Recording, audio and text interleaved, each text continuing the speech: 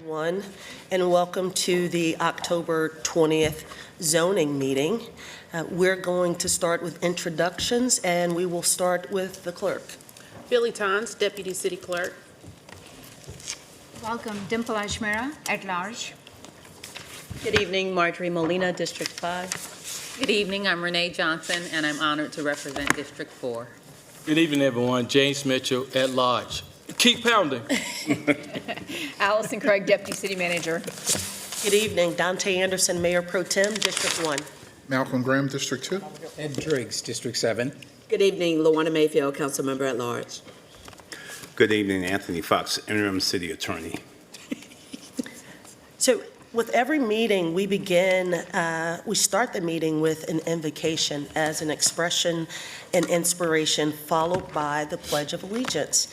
And our invocation by a council member is meant to underscore our proceedings. And we celebrate all religious diversity of our community, including those that do not practice a religious faith. And tonight, I have the honor of providing our invocation.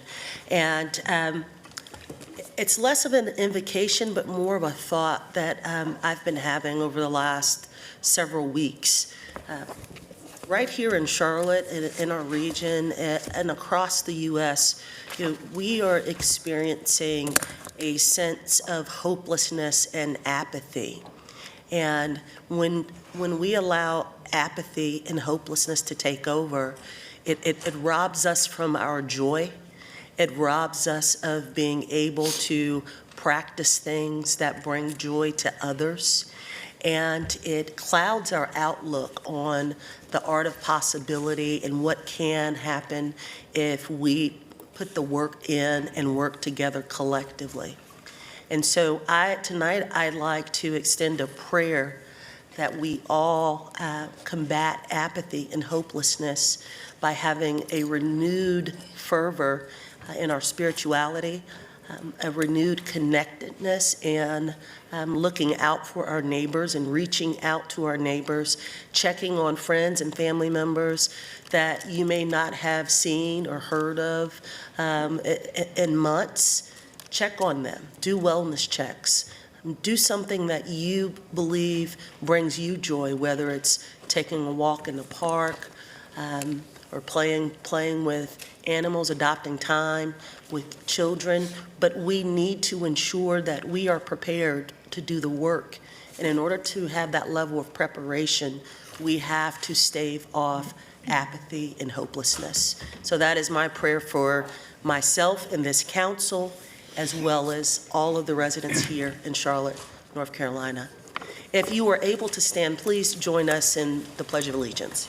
Amen. I pledge allegiance To the flag of the United States of America and to the republic for which it stands, one nation, under God, indivisible, with liberty and justice for all. So this is our third meeting of the month, which is our zoning meeting.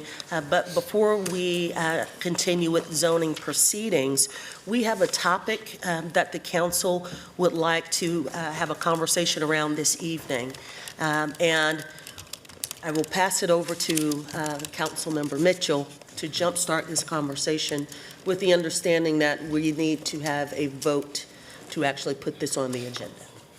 Mayor and Council, I would like for us to consider a unanimous vote tonight to put on a new process for our MPTA appointment process.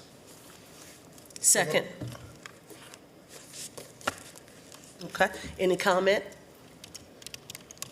Hearing none, all in favor of placing this item on the agenda, raise your hands. Any opposed? That is unanimous. I will again hand it over to Mr. Mitchell to guide this discussion. Mayor Pro Tem, thank you, and council members, I have at your... Point of order. Hold on, point of clarification from Ms. I just wanted to ask the question because I know that Councilmember Molina is intending to request recusal. So before we got into the discussion, I just wanted to make sure that we gave an opportunity to do that if now is the appropriate time. Yeah. Mr. Fox, We just made a motion, a unanimous motion to discuss the process and procedure of the MPTA, the Transit Authority appointment, because we previously voted on that process. So we need to vote to make those modifications. Mr. Fox, with this introduction of this topic. The motion was made and seconded, and the vote was called for. Ms. Molina did not acknowledge participation, but by her presence will be deemed to have voted in the affirmative unless she chooses to ask for a recusal at this point on the appointment process. The recusal relates to the appearance of impropriety, even though, as I've opined before, there's no financial pecuniary interest that would otherwise prohibit her from participating at this point in time. I'd like to make a motion, and if I stand, to recuse Councilmember Molina from this process. Second. Okay, we have a motion and a second. Any discussion? All in favor of recusing Councilmember Molina from this process? Madam Mayor Pro Tem, I would also reflect that, and if the vote passes, that to acknowledge her that she did not participate in the prior action of the body, which was a vote to bring this on for consideration. Yes. Would you consider that, please? Okay, yep. Hearing no discussion, all in favor to accuse Councilmember Molina, please raise hands. Recuse, I'm sorry. Trust me. Actually, it's excused. It is excuse. Is it recuse or Is it excuse? recuse or excuse? It's recuse. To recuse her from voting. Recuse. Okay. We had all in favor. Any opposed? Any opposed? All right, that is unanimous, and Ms. Molina is recused. Bye, y'all. See ya. As she exits the room, I will hand it over again to Councilmember Mitchell. Mayor Pro Tem, thank you. And council members at the dais, you should have a copy of the work group new alternative schedule that we hope you will adopt this evening. So keep in mind, we would like to encourage us to not to vote tonight, and we would do our voting on November 6th when our other partners would have their appointment process completed. And so just to be in line, there's a total collaboration. I will ask that we defer us voting tonight and wait till November 6th and start our voting. As you can see before you, just for the viewers, then the interview would take place November 12th through the 15th. And we're going to try to form my normal process that then we would nominate per category November 17th, and with the appointments made on November 24th.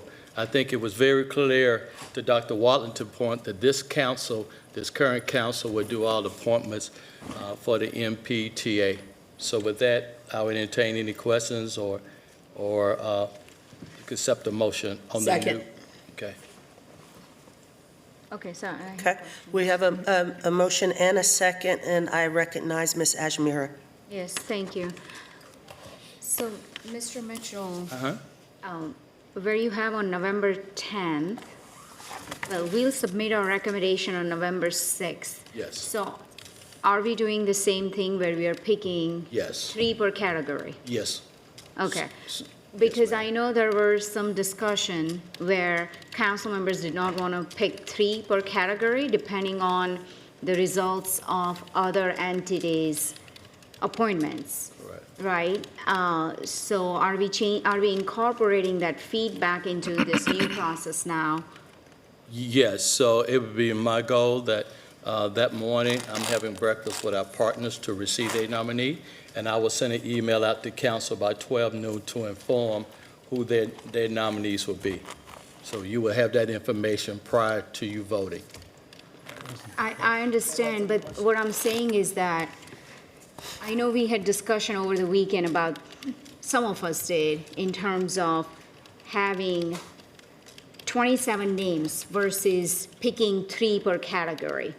I know Councilmember Watlington and Graham wanted to just give 27 names rather than picking 3 per category to ensure that there is balance, because let's say if other entities are picking certain categories, we want to make sure that we are balancing that with other categories. So what I suggest, instead of sticking with 3 per category, we just submit 27, top 27, our picks, and then follow the same process.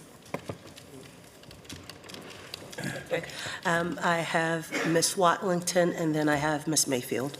Just a couple of things, and maybe just for the sake of this motion, my thought is that we just, is that we leave it here as it says, provide ranking from council input for top 27 candidates, because that doesn't prescribe that it has to be the 3 per category. So I think, because I agree with you there, I think even we may, and we've talked about this, and we can talk about this more between now and then, but just ensuring that we're not Xing people out that we would have otherwise chosen simply because we may be putting them in different categories, for example. But I think that's something that can be worked out offline, because ultimately council, if we're saying that we're only going to use 7 appointments, 9 categories, we can't possibly pick 1 person per category. So I just think we need to talk a little bit about how we meet the intent here. So anyway, I say that to say that I think we can get to where everybody's trying to get if we just adjust this the second to last bullet that says council will nominate 1 applicant per category.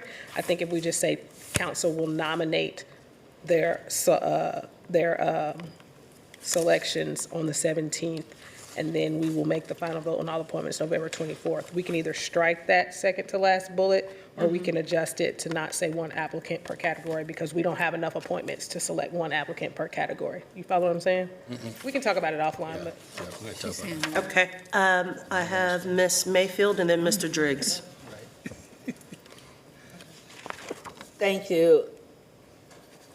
Interim Attorney Fox, just for clarification, the conversation that we're having now, that's beyond us identifying a new date to have submittals. One, I just want to make sure that we are in compliance with now potentially changing language, whether it's the removal of a bullet and or the addition of a bullet, since this particular motion was to make sure that we are in alignment with the state mandated appointments through the business community and the date that they are looking at. Yeah. Are we able to have these conversations on this motion? I think so. I think the action that's before the board is the schedule and the process is outlined in this schedule that's being presented. And what I'm hearing is some discussion from around the dais about the schedule that's a component of what is being presented to the board. So. Right, so for still on the line of clarification, it was just mentioned, well, we'll talk offline. If we are going to change any of these bullets or add any additional language, now I would believe is the time that we need to do that in this motion, not submit what is written and then have a conversation later about it. We need to identify and make sure that everyone's on the same page, because when we as committee identified up to 3 names, and I think that's what we wrote in the language, was up to 3. We didn't specify 3 per category, but we said up to 3 per category. I want to make sure that we have as much clarity on this as possible. Yeah. I think the up to 3 dealt with the initial 27, how you got down to 27. Yeah. And then the 17th date here reflects, after you get down to that, what do you nominate then? And what I understood the suggestion is to just edit that next to last bullet to remove the 1 applicant per category and just to say the council will nominate an applicant on the November 17th date. Yeah, That's not why I preventing understood the us from change to doing be. that if we so choose, but I just didn't want to bake it in here. Sorry, I didn't mean to cut you off. Ms. Mayfield, did you have anything else? Thank you. Okay. Mr. Driggs? I just wanted to note, we did actually vote to adopt a procedure. Yeah. Right? Like, we have Yeah. already adopted a procedure, and that's spelled out. So all we're talking about now is a modification to these certain dates because of the desire to align with the alliance and to know what the alliance appointments are before we make our decision. So I don't see a basis for any modification to the action that we already took. I think we're simply shuffling these dates so that we do not have to make our appointments before we know what their appointments are. But didn't you just say that this was your Thank you. to discuss? I have Ms. Brown, and then I have Mr. Graham. Okay, thank you so much, Mayor Pro Tem. So we've adopted the procedure, and so for the record, every time I speak, I want people to know that I'm against it. It's a no for me, but I want to be a part of the process and make sure that it's fair for the people if it passes. You said we adopted the procedure, and even though we adopted the procedure, we still need to make sure that the process is correct. So I think Watlington was trying to clarify some of the language so that we know clear. And one, why is there a delay anyway? Say it again? Why is there a delay with the alliance? Why This can't? council, Hang on. No, hang Asking to on. Mayor Pro Tem, she's Hang sitting on. in the seat, not you. that question addressed to? Right. So I can't answer the question, but I'm going to allow Mr. Mitchell, because he's leading this process, so he can address your question. All right, thank you for doing that. Councilman Brown, some of our partners would not start a process after the election, so we want to coincide with them to make sure that we're collaborating on this process. Yes, sir. Thank you for answering that. So the process is being delayed, not because of council, but because of partners that's supposed to get their votes into us. Yes, ma'am. So we're waiting on Alliance, And Foundation for the... Foundation Carolina. Okay, thank you so much. Noted. I really appreciate it. Okay. Did you have anything else, Ms. So I Brown? yield back to you, ma'am. Okay, I have Mr. Graham. Thank you, Madam Mayor Pro Tem. I'm going to approve this, and I think Victoria is right. And I just hope that we won't, Councilmember Mitchell, we understand this is going to be a fluid process, Right. and that we're flexible while we're doing it. no question. Right? And so that we're not boxing ourselves in a box that we can't come out of, right? So I'm approving this because I think this is what we're doing, right? We're demonstrating some flexibility, and I think the language that Councilmember Wallington spoke about is probably accurate, right? We don't want to box ourselves in that box in that last bullet, but that's something we can talk about among ourselves. Doesn't have to be as formal as an amendment, right? Thank you. Ms. Johnson. Thank you. I will be supporting this motion because it's after the election, which I suggested a couple weeks ago anyway. Exactly. And secondly, I want to clarify, I heard two different things. This specifically says one applicant per category, but we're saying we're not going to change it, but we are going to follow it. We're going to be flexible, because when we looked at the categories this weekend, we know that some people may not fit perfectly in the categories, or there might be someone that overlaps the different categories. So we do need that.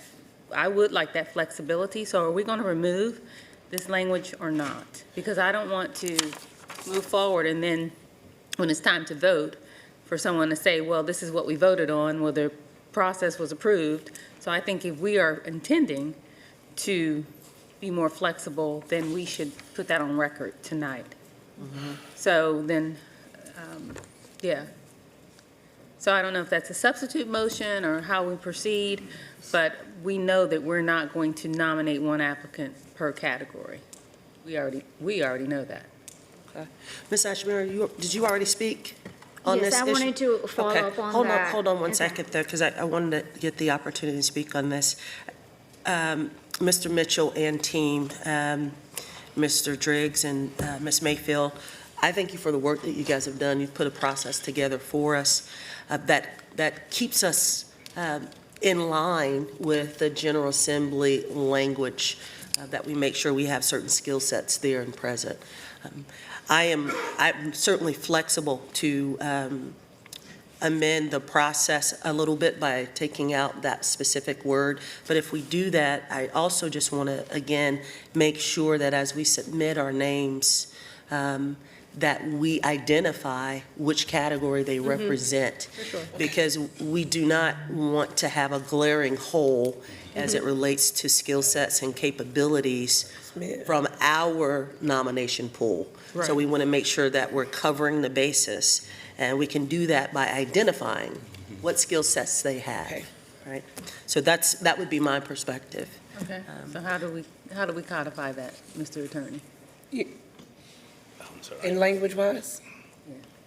I think it's as simple as, if, it sounds like Flexibility. the chair of the committee is flexible into adopting the the scratching out of that language, and then as we nominate our individuals, identify which areas. I mean, we know the areas, but of course, the committee can share that with us again, so we're clear-eyed around how our individual nominees fit that skill set and capability.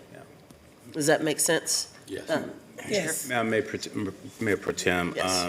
again, remember, the focus is really to get the broadest swatch of candidates and Correct. applicants available. So the 17th is merely an exercise Right. of you identifying candidates that are in each category. Right. So, but I hear there's some resistance about doing that, so you may want to just say council is encouraged to nominate one, Okay. That'll work. okay, applicant per That's great category. language. Yeah, that's good. That's good. Yes, encouraged.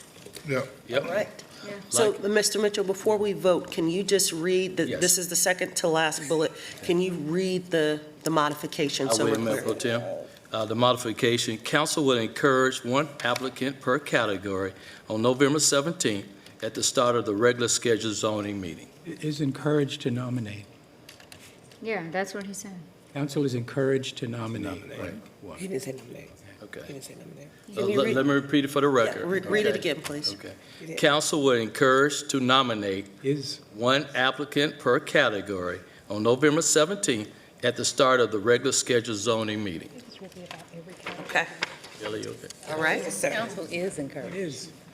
Is encouraged. council is encouraged. Yes, is encouraged. She got Yes. it. You good? She All right. got it. Okay, so we're clear on the modification of the language, So you voted and on we're it? clear on the change of the dates. We've had our deliberation. Any additional deliberation before we actually vote? That's all. Hearing none, all in favor of adopting the new timeline and the modified language, please raise your hands. Any opposed? You're opposed, Ms. Brown? Yep. Okay, Ms. Brown is opposed. Thank you, council. Thank you, Mayor Pro Tem. Thank you. Okay, so now we will proceed with our zoning meeting, and I will provide an explanation of our zoning process. The process begins with applications submitted to our planning staff for review. The cases of two types are on the agenda this evening. You have decisions and you have hearings. Decisions on cases for which a public hearing was previously held and there is no further public comment. For hearings, anyone wishing to speak on a particular petition is asked to see our clerk before the start of that particular hearing. And then staff will provide their presentation, and the petitioner who's in favor will get 3 minutes combined to present their case, unless one of two conditions exist. The first one is if there is opponent signed up to speak, or if staff is in opposition, the petitioner will receive 10 minutes, the opposition will receive 10 minutes, and there will be a 2-minute rebuttal. If no one is opposed or signed up to speak, staff will proceed with their short presentation, and we'll have the public hearing closed, and we'll continue with the agenda. Petitions go to our zoning committee of Planning Commission for review and recommendation, and at this point, I will hand it over to Chair Welton so he can introduce his committee. Thank you very much, Mayor Pro Tem. My name is Douglas A. Welton, and I am the chairman of the Zoning Committee of the Planning Commission. I'd like to introduce my fellow members of the committee, the Zoning Committee, and they include Melissa Gaston, Aaron Shaw, Teresa McDonald, Robin Stewart, Carolyn Millen, and Michael Caprioli. The Zoning Committee will meet on Wednesday, November 5th at 5:30 p.m. At that meeting, the Zoning Committee will meet and discuss and make recommendations on the petitions that have a public hearing here tonight. The public is invited to that meeting, but please note, it is not a continuation of this public hearing that is being held at this moment. Prior to that meeting, you are welcome to contact us and provide any input you would like. You can find contact information and information on each of the petitions at the city's website at charlotteplanning.org. Thank you, and back to you, Mayor Pro Tem. Okay, thank you. So we will start with the deferrals and withdrawals for this agenda, and I will pass it over to staff to go through those. Thank you. We have two decisions that are asking for deferral. Item number 12 by Mission City Church and Freedom Communities, deferring their decision to November 17th, 2025. Item number 14, 2025-042 by Brian Elsey, deferring decision to November 17th. Then on to hearings, we have three requested deferrals. Item number 18, petition 2025-063 by Northwood Raven, requesting deferral to November 17th. Item number 19, petition 2025-070 by Prosperity Alliance, requesting deferral to November 17th. And item number 23, petition 2025-052 by Charlotte-Mecklenburg Hospital Authority, also requesting deferral to November 17th. I'll make a note that items number 12 and 14 previously had opposition at their public hearings, so although requesting deferral to a decision on November 17th, they would automatically have to have their decision in December due to our policies. Yes, For election year. absolutely. Move to approve the deferrals? Okay. Is there a second? Second. Okay. Any comment? Hearing none, all in favor to defer, raise hands. Any opposed? That is unanimous. Thank you. And so now we will proceed with the consent agenda items. Rezoning petitions items 3 through 11 may be considered in one motion, except for those pulled by a council member. And please note that these petitions have met the following criteria. They had no public opposition at the hearing. Staff recommends approval. The zoning committee recommends approval, and there are no changes after the zoning committee's recommendations. Are there any consent agenda items that council members would like to have pulled for a separate vote or comment? All right, Ms. Johnson. Number 4, please. Okay. Ms. Mayfield. Number 5 and number 11. Thank you. Number 5 and number 11. Okay, so is there a motion to approve the petitions, the following petitions, and adopt the zoning committee's statement as it appears in our agenda for the following petitions? Item number 3, petition number 2024-113. Item number 6, petition number 2025-051. Number 7, 2025-064. Number 8, 2025-066. Number 9, 2025-068. And 10, 2025-037. So moved. Second. Okay. Any discussion? Hearing none, all in favor of approving those petitions, raise hands. Any opposed? Okay, that is unanimous. So is there a motion to approve and adopt the zoning committee's statement of consistency for item number 4, petition number 2025-033? So moved. Second. Okay. Any discussion?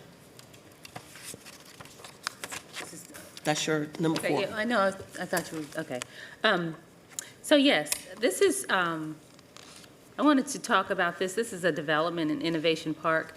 I've heard from several people, I just talked to Councilmember Mitchell, how when this was opened, it was such a big deal and so exciting in District 4, the innovation park, because of the office space, and I know there was a city office there, and this was a lot of office space outside of Uptown. And the times have changed since then, right? So this area is changing, and I'm happy to support this development. When you talk about innovation and innovative and live, work, and play, I'm excited to support this petition. This is supported by the District 4 Coalition, by University City Partners. They're going to construct a 12-foot multi-use path. There's going to be dedicated land to the Greenway. They're contributing $75,000 in Greenway funding to Mecklenburg County. There's off-site trail access. There's going to be amenities, food and drinks, and Sunday shopping and car detailing and dry cleaning and walking trails and fitness center. So this is what we want to see in District 4, and I look forward to supporting it. So I want to thank the developers and Colin. Thank you for your leadership on this as well. Thank you. So I will be supporting it. Thank you. Any other comment? Hearing none, all in favor, raise hands. Any opposed? That is unanimous. Is there a motion to approve and adopt the statement of consistency for item number 5, petition number 2025-041? So move. Second. All right. Any comment? Ms. Mayfield? Thank you. So I would like to share, and I appreciate not only staff, but also the petitioner's representative, because I had a question regarding this request to reduce the parking that we have at this particular hotel, and was happy to learn that for this particular location, we don't necessarily have a lot of people driving in to the location. This is a location where ride share is used quite often, yet there are contractual agreements that are in place.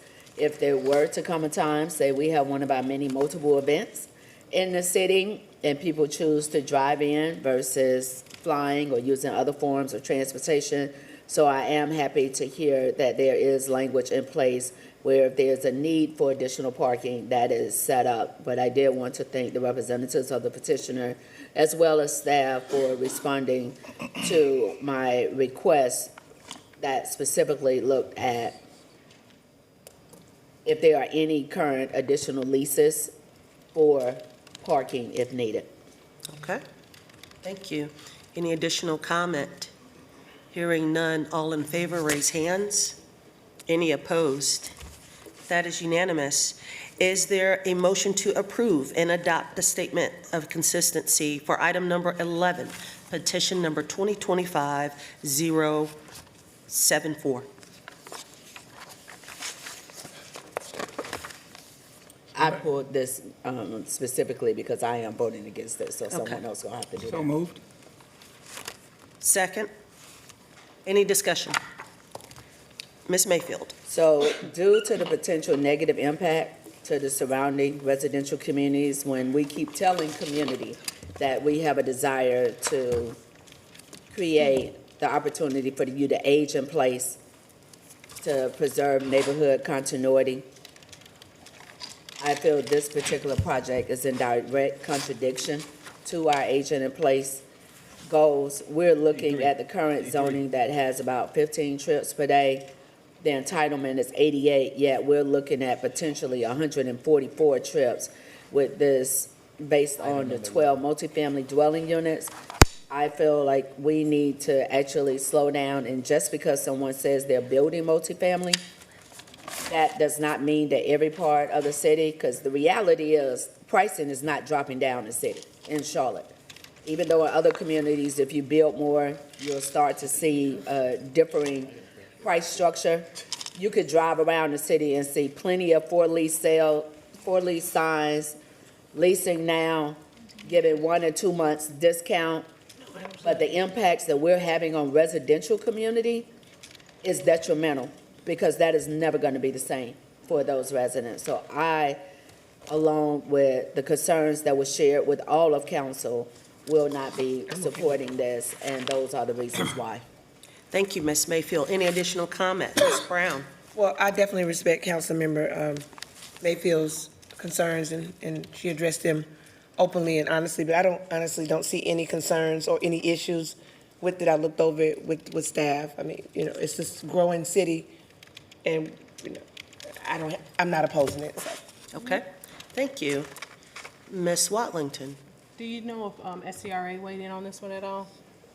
Steel Creek Residents Association, they didn't send anything to me. Mm-mm. We can double check with it. Yeah, they didn't say anything. They didn't say anything opposing it against it. Normally, they loud and clear. Okay. Any other comment, Ms. Yes, Ajmer? But I'm good. Go ahead. No, Good? it's fine. Here. Okay. All in favor of approving this item, raise your hands. Any opposed? Ms. Mayfield is opposed. Mr. Driggs, were you thinking about? Favor. Okay. Well, Ms. Mayfield was the only one Yes. in opposition. Thank you, Ms. Mayfield, for your comments. Okay, moving on, we're going to move to agenda item number 13. Is there a motion to approve the petition and adopt the statement of consistency for agenda item 13, petition number 2025-032? So moved. So Second. All right, there's a motion and second. Any comment? Ms. Molina? Thank you, Madam Mayor Pro Tem. I'll be brief. If you all remember from the public hearing, there was a speaker for this particular petition last time, and there was some issues around buffering to the neighborhood. I did receive an email from Timothy Acaria, but actually the representative for the petitioner had to forward it to me because he spelled my name wrong in the email. So, but he basically was okay with the petition because of some additional buffering that was agreed upon by the petitioner. This is about 15 acres, so it's a pretty large space, but it actually contains some activation for that far east area of where you're far east, so you know, East Charlotte. I've gotten favorable comments. Actually, earlier on, because of the size of this particular petition, I involved the county commissioner responsible for the area, actually Chairman Mark Jarrell, because he, you know, this is an area where he lives. And Colin, who is representing the petitioner, had us on some calls to talk about the activation, the neighbors, and et cetera. So the one outstanding issue, staff had some open-ending issues that you can explain, I think, and then there was some additional buffering provided for the residents that came to speak to us last month that has been resolved. So maybe you can speak to what those were so that the council, and I apologize, I'm really normally pretty good about sending you this, but I didn't get the email until today. But I'll send it to you to make sure that you have it as well. But staff, can you talk about what those additional changes were and where you arrived from, where you were as opposed to where you are now with regards to recommending the petition? Sure. So our biggest point of concern was just the sensitivity to the existing single-family neighborhood. So we asked them to consider more neighborhood one building forms across the site, which they did by limiting unit counts to no more than 4 units per building across the site. And those are building forms allowed in a neighborhood one district. And they broke up some building forms, so you can see duplexes and triplexes as well mixed in, but largely you'll see quadruplexes across the site. And increasing that landscape yard that buffers to the adjacent single family. So those were two of the larger changes that we saw. There were some other transportation notes and open space items, getting those preferred architectural and design standards that were also addressed in the subsequent revised site plans. But it was that sensitivity to the surrounding single family that was our point of concern that they addressed. And so we're now at a point where we had no further outstanding issues with the site plan. Okay, and I know there's some activation for retail space that, I think that's the, Yes, there is 1,000 square feet could be a health and fitness facility, and 4,500 square feet of retail uses as well in that neighborhood center portion of the site, bringing some necessary goods and services that could be activated in that area, which you know is primarily residential. And I think it was a desire for some folks to certainly see something that's non-residential come in this area that could help service those residents. okay. So it's for that reason that I'm actually in support of it, in alignment with staff and the zoning committee. Thank you. Ms. Ajamira? Yes, I was going to ask staff to go over those changes, so great. Yeah. I appreciate the work that was done between the hearing and now to get us to this point, because I remember when this was at the hearing, staff wasn't recommending it. So I appreciate the petitioner and the community for working together to get us to this point. Thank you. Thank you. Any other comment? Hearing none, all in favor, raise hands. Any opposed? That is unanimous, and that takes us to item number 15, which I will pass over to you because it has changes after the zoning committee. Sure, a couple of changes have been made since Zoning Committee saw this petition because it was previously up for decision last month. So they have added some notes to their conditional plan to note that they would prohibit driveway access to the site from Parkwood Avenue, and also committed to streetscape improvements along Parkwood Avenue in conjunction with redevelopment on the site. So if redevelopment occurs, they would be triggering any applicable sidewalk and planting strip improvements, for example. Thank you. Is there a motion that the changes should not go back to the zoning committee for this item? I have a motion from Ms. Molina and a second from Mr. Driggs. Hearing any comment? Hearing none, all in favor to not send back, raise hands. Any opposed? That is unanimous. Is there a motion to approve and adopt petition number 2025-055 as it appears in our agenda? So moved. Second. All right, there's a motion and a second. Any comment? Hearing none, all in favor, raise hands. Any opposed? That is unanimous, and we will move on to agenda item number 16, which also had some changes after the zoning committee. Yes, this one just had one minor change. They modified the street cross-section of Scaly Bark Road in coordination with CDOT. That's just the note that they put on the plan. It's fairly minor, and it's in good standing. Move not to send back. Second. All right, there's a motion and second not to send back to zoning committee. All in favor, raise hands. Any opposed? That is unanimous. Is there a motion to approve and adopt statement consistency for agenda item number 16? So moved. Second. Any comment? Hearing none, all in favor, raise hands. Any opposed? That is unanimous. And we will move on to agenda item 17, which also had some changes after the zoning committee. Yes, this one detailed their open space notes and provided further specificity about the enhancements that would be within the open space and quantifications and definitions for those open space variables. And they also added a note stating that the petitioner would construct a mid-block crossing, pedestrian crossing, at Coca-Cola Plaza, subject to CDOT approval. That was a CDOT request. It's not a requirement by any means. It's an off-site improvement that they opted to do as part of this plan. Okay, I'm going to do a motion to not send back, and then we'll have conversation. Send back. Second. All right, there's a motion to not send back and second. I recognize Mr. Driggs. So do you want to vote on that? I don't have a comment on the motion. You don't have to send it back. okay, you don't have a comment on that. Any comment to not send back? All right, all in favor to not send back, raise hands. Any opposed? Okay. Is there a motion to approve and adopt the statement consistency for agenda item number 17? So moved, Mayor Second. Pro Tem. Could I note, this is in Mr. Peacock's district. He's not here. He is in support, just so everybody knows. And Okay. therefore, I make the motion. Okay. Clerk, did you catch the motion and the, all right. Thank you for that comment, Mr. Driggs. Any other comment? Hearing none, all in favor, raise hands. Any opposed? That is unanimous. Thank you. And that concludes our decision portion of the evening. And we will now move over to the hearings. And we'll start with agenda item number 20, which is petition number 2025-025 by Angelo Tillman.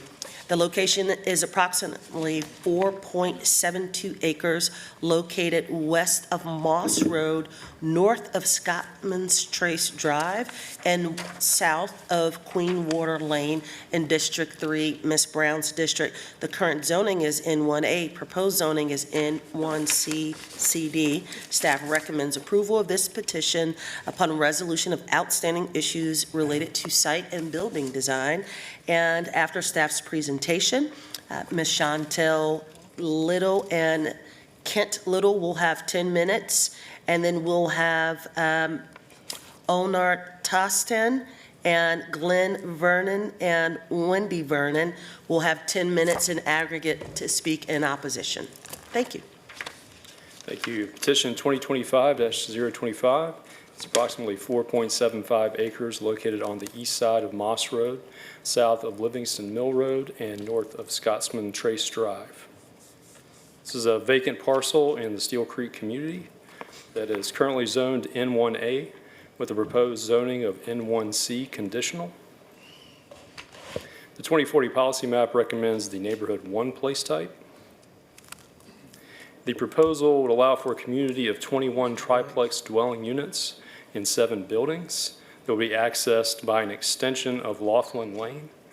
Building height be limited to 40 feet, an 8-foot planting strip and 6-foot sidewalk be provided along Laughlin Lane with street stubs towards Moss Road and Mill River Lane. Commits to a 10-foot Class C landscape yard and opaque fence along the site's northern and southern property boundaries. Commits to preferred architectural standards for porches and stoops and garage doors. Commits to open space improvements to include a picnic table, bench, and outdoor playground. Also is committing to a dedication and conveyance of the 100-foot swim buffer and 50% of the FEMA flood fringe of Polk Ditch to Mecklenburg County for future greenway. Would also provide a 60-foot easement for access from the dedication area to Laughlin Lane for public access. Staff recommends approval of this petition upon resolution of outstanding issues related to site and building design. The petition is consistent with the policy map recommendation for the N1 place type and would allow for a modest increase in density on the site while remaining consistent with the N1 place type. The proposed N1C CD zoning would allow 6,000 square foot lots as opposed to 10,000 square foot lots under the current N1A zoning while maintaining the intent of the N1 place type. Given the substantial area of the site dedicated to tree save, open space, and future greenway, the overall density proposed is compatible with the surrounding residential development. The petition exceeds ordinance requirements in its commitment to provide a 10-foot Class C landscape yard with an opaque fence along the northern and southern property boundaries where adjacent to single-family detached dwellings. The petition commits to dedication of a minimum of 100 feet along Polk Ditch to Mecklenburg County for a future greenway, as well as a 60-foot access easement to connect to proposed Laughlin Lane extension. And I'll be happy to take questions following comments from the petitioner and the community. Thank you. Is Mr. and Mrs. Little, are you here? Can I also just confirm that Mr. Taston and Mr. and Mrs. Vernon are here? Excellent. Yes, you can step right up there, and when you begin, you'll have, the two of you will have 10 minutes in aggregate. Thank you. So first of all, we want to thank you all for taking the time out to be here this evening and hearing our petition. So we just wanted to say that the reason we were bringing these townhomes here to this community was to try to diversify some of the housing that is available in that neighborhood, since they are kind of limited on multifamily developments, but also keeping that emphasis there on home ownership in the community and the value in that. Some of the things that we were able to do from the time that we started this petition here was meet with the Steel Creek residents, as well as some of our HOA and neighboring community members, and they've raised some of the concerns that they've had. One of the major ones that we were able to address was, the construction entrance. They were really concerned about the amount of traffic that would come through their community, and of course, the impact that those machines would have on it. So we did make an adjustment there to make the main construction entrance come off of Moss Road, which would pass through the front entrance of the community there, which is by our dwelling. Aside from that, is there anything you want to add? We attempted to reach out. I would also like to thank you guys for your time this evening as well. We reached out after our community meeting, but we were, to no avail. We didn't get any response. So as far as the changes we made since the community meeting, the major changes were, as she stated, the construction road, and we also considered removing a park, which we did initially intend to have, but many neighbors, they didn't agree with the park being there. They didn't want the traffic, so we did do away with the park. Right. So they were against the park and just the area and the traffic that it may bring, or the parking situation behind the existing dwellings. So Okay. we made that adjustment. Thank you. Thank you. Mr. and Mrs. Vernon and Mr. Taston, if you'll come down, and once you are in front of the podium, collectively, you'll have 10 minutes. So if you guys would like to come speak, if you'd like to speak, come down. That way you don't. Taston's going to speak on our. Okay, great, wonderful. Thank you. Good evening, Honorable Mayor Pro Tem, honorable members of the City Council. My name is Erdem Onur Taslan, a concerned resident of the Kingsbridge Subdivision community, directly impacted by the rezoning petition 2025-025 regarding the property at 13814 Moss Road, Charlotte. On behalf of our Kingsbridge Subdivision neighborhood community, I stand before you tonight to respectfully request the denial of this petition in its current form, as it presents unaddressed issues threatening our Kingsbridge neighborhood community's safety, infrastructure, and quality of life.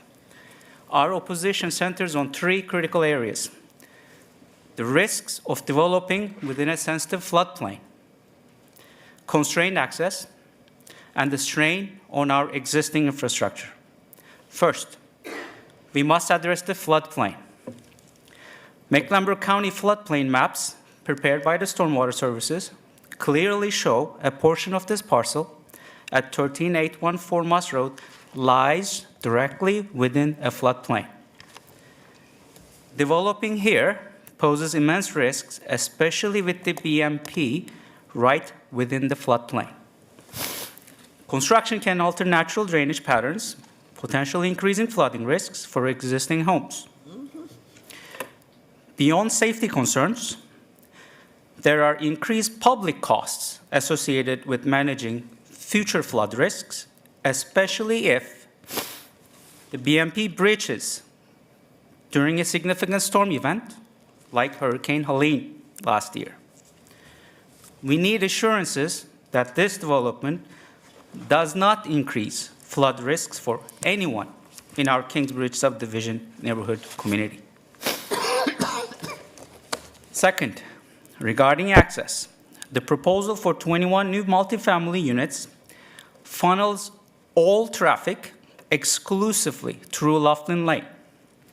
What is particularly troubling is that the current property owner is restricting direct access from Moss Road, forcing all new traffic into our quiet, established residential neighborhood.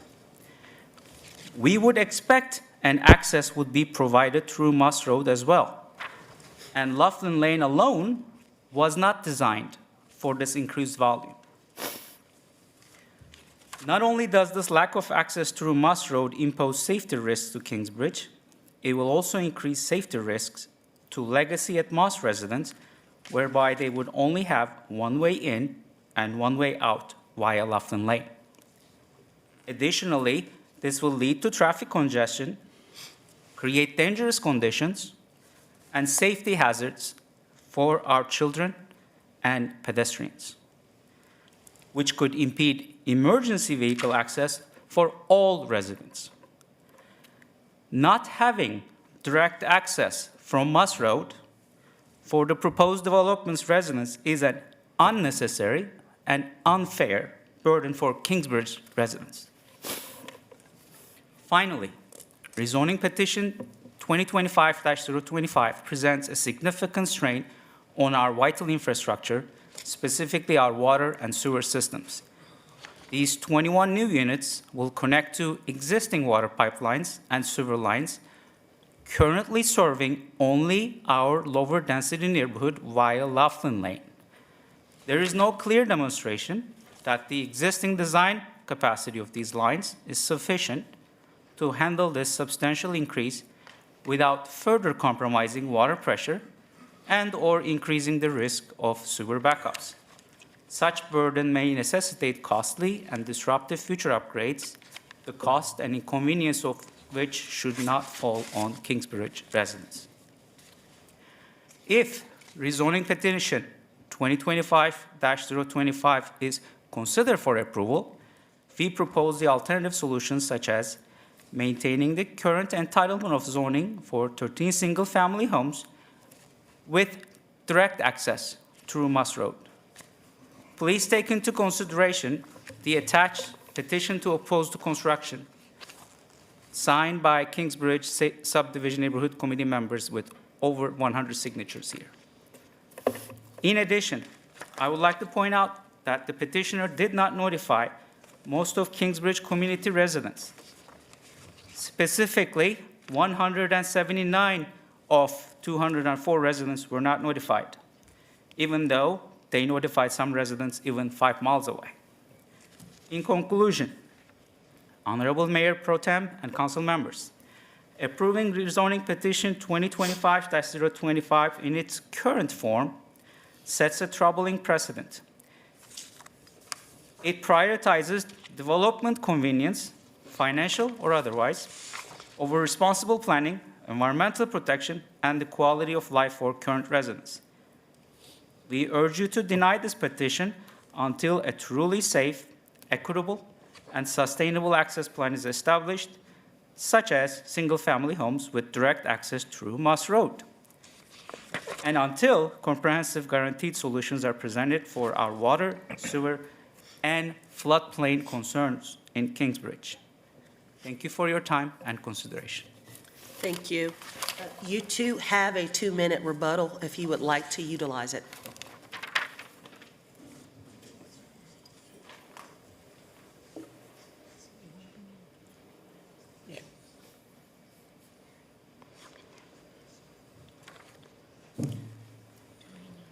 We would like to thank Mr. Taston for his input as well as his concerns, because we understand that those are actually very important concerns.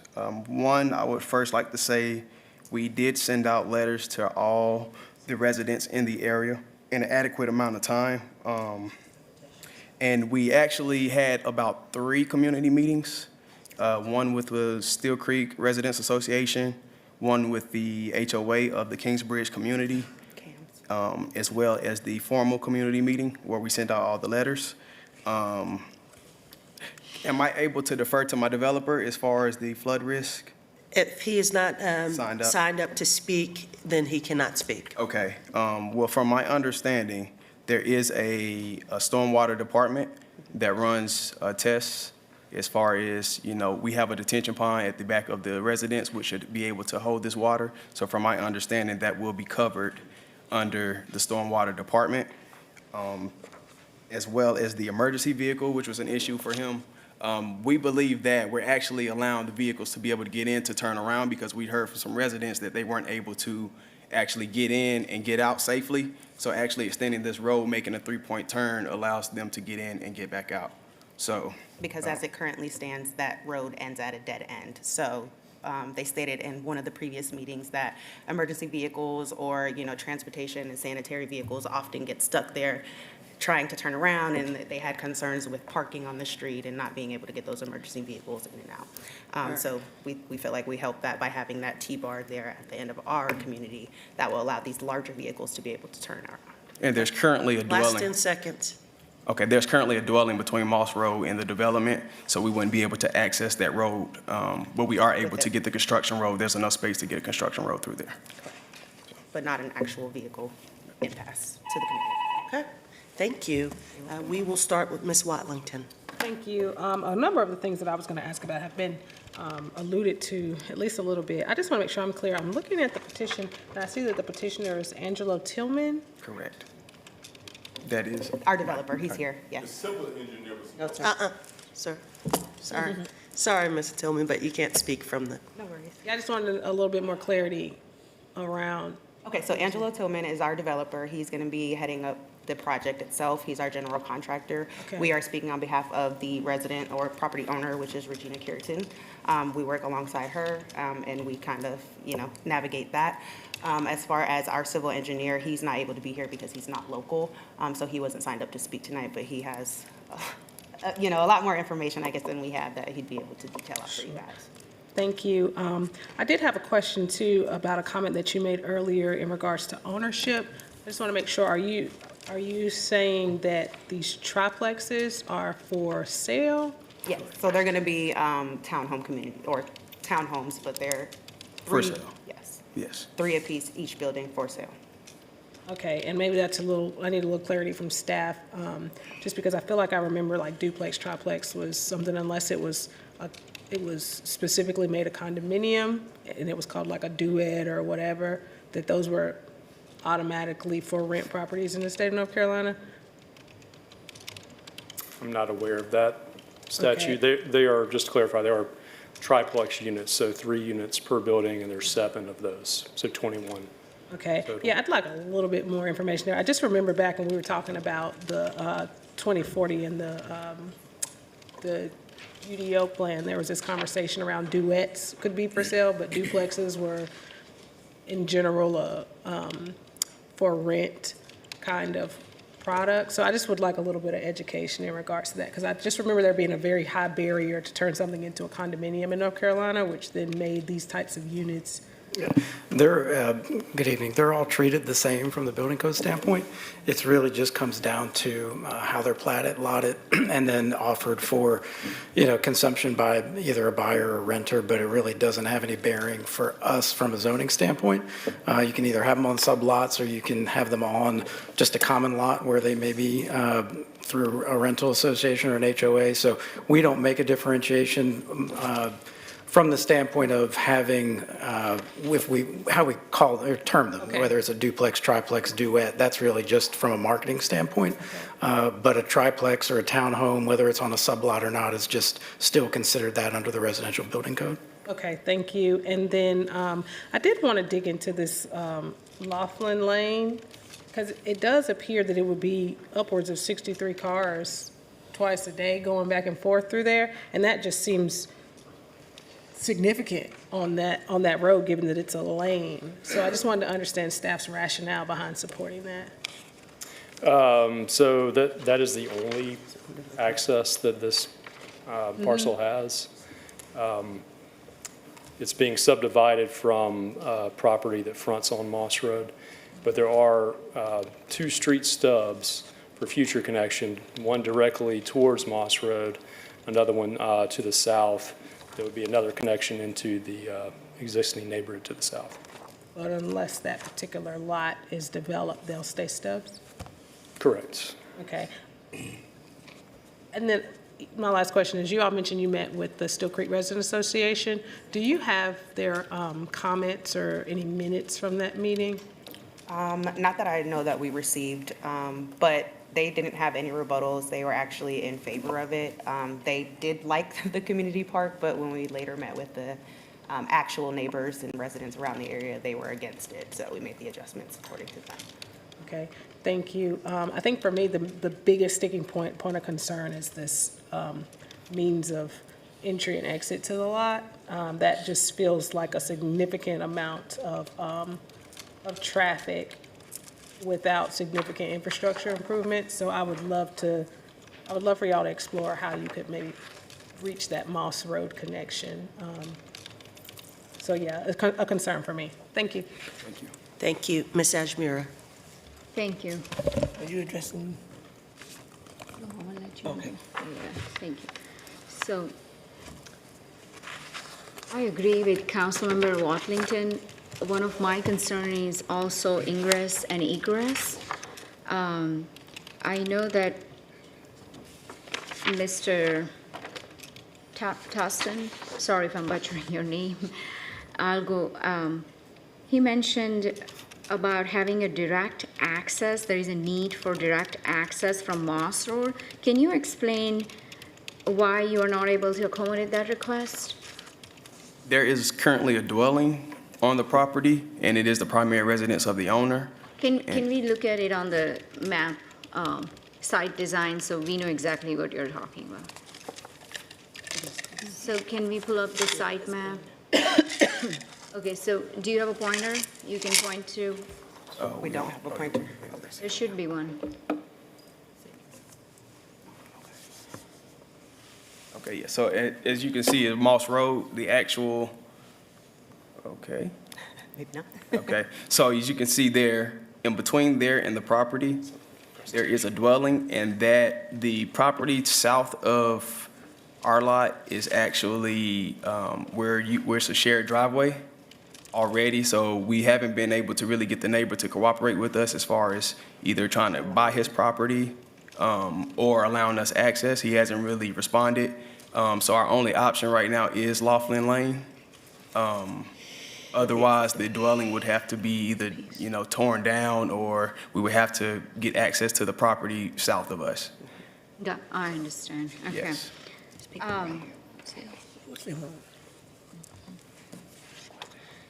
So did you notify all the residents that, in the list that was provided by the staff? Yes. And you have a copy of that?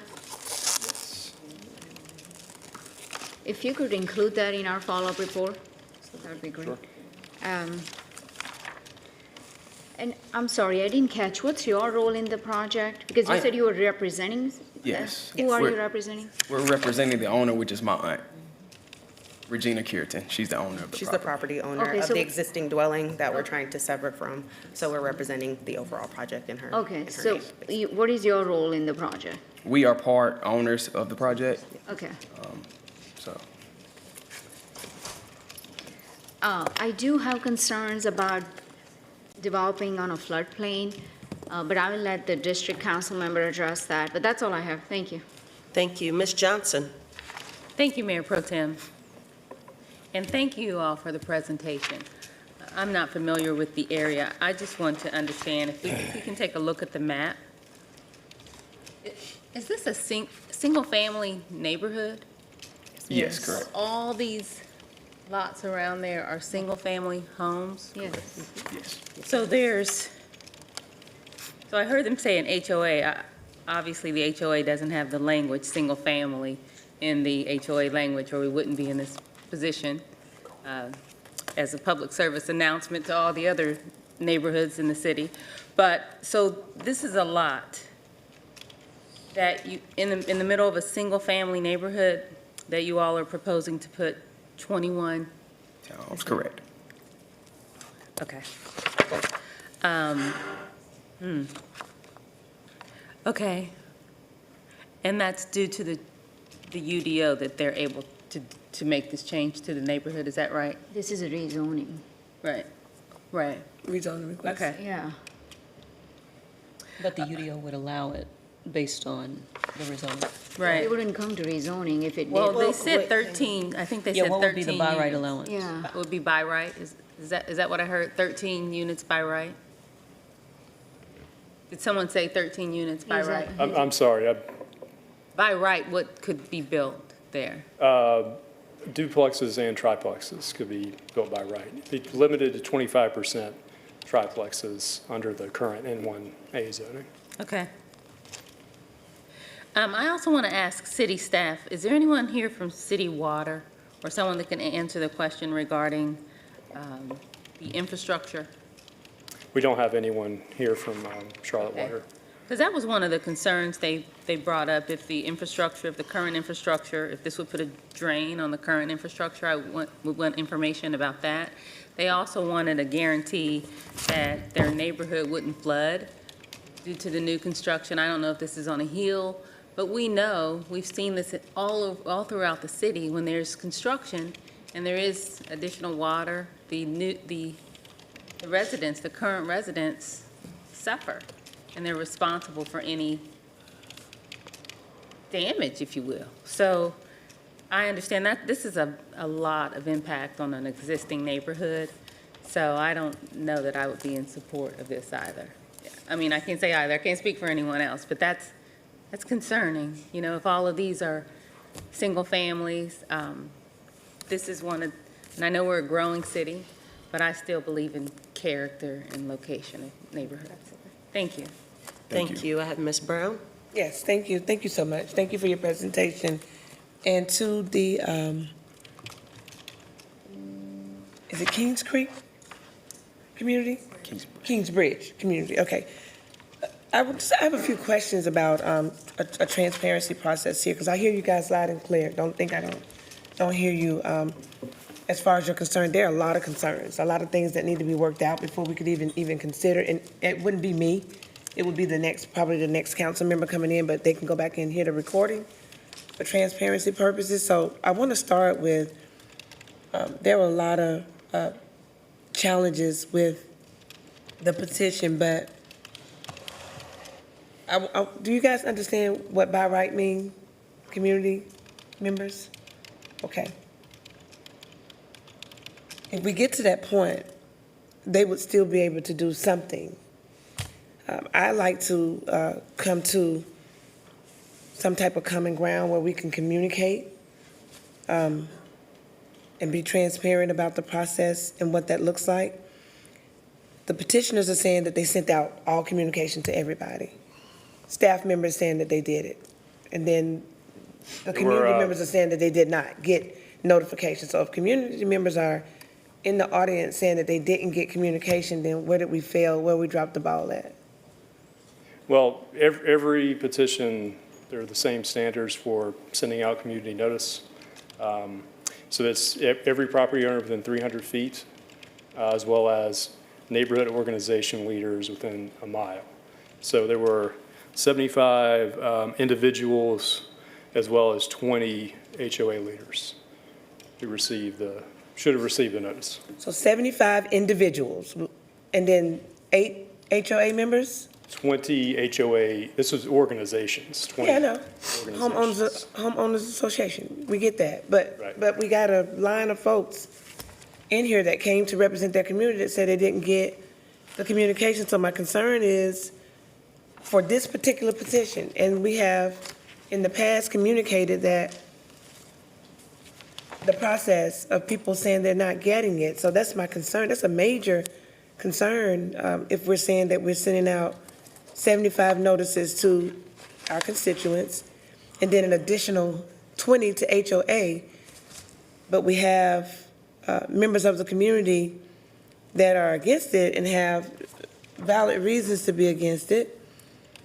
And then I'm just concerned about that. That's a major concern. And it continues to happen over and over and over again. So moving forward with whoever sits on the council, we got to make sure that that process is rectified and that we try to get it cleared up, because clearly here on October the 20th, 2025, we're still dealing with it, and we've had this come up reoccurring over and over and over again. So that is something that we as council and city staff, we really have to get together and make sure that we get that loophole figured out. As far as the density piece, we're looking at even just going down smaller from a 10,000 that was allotted to 6,000, which could create a different problem altogether. But we don't have anybody here to answer the expertise, the subject matter experts, to answer the questions that we need to get answered. So for me, before we even considered, but you know, it was, let me just go back to one thing here.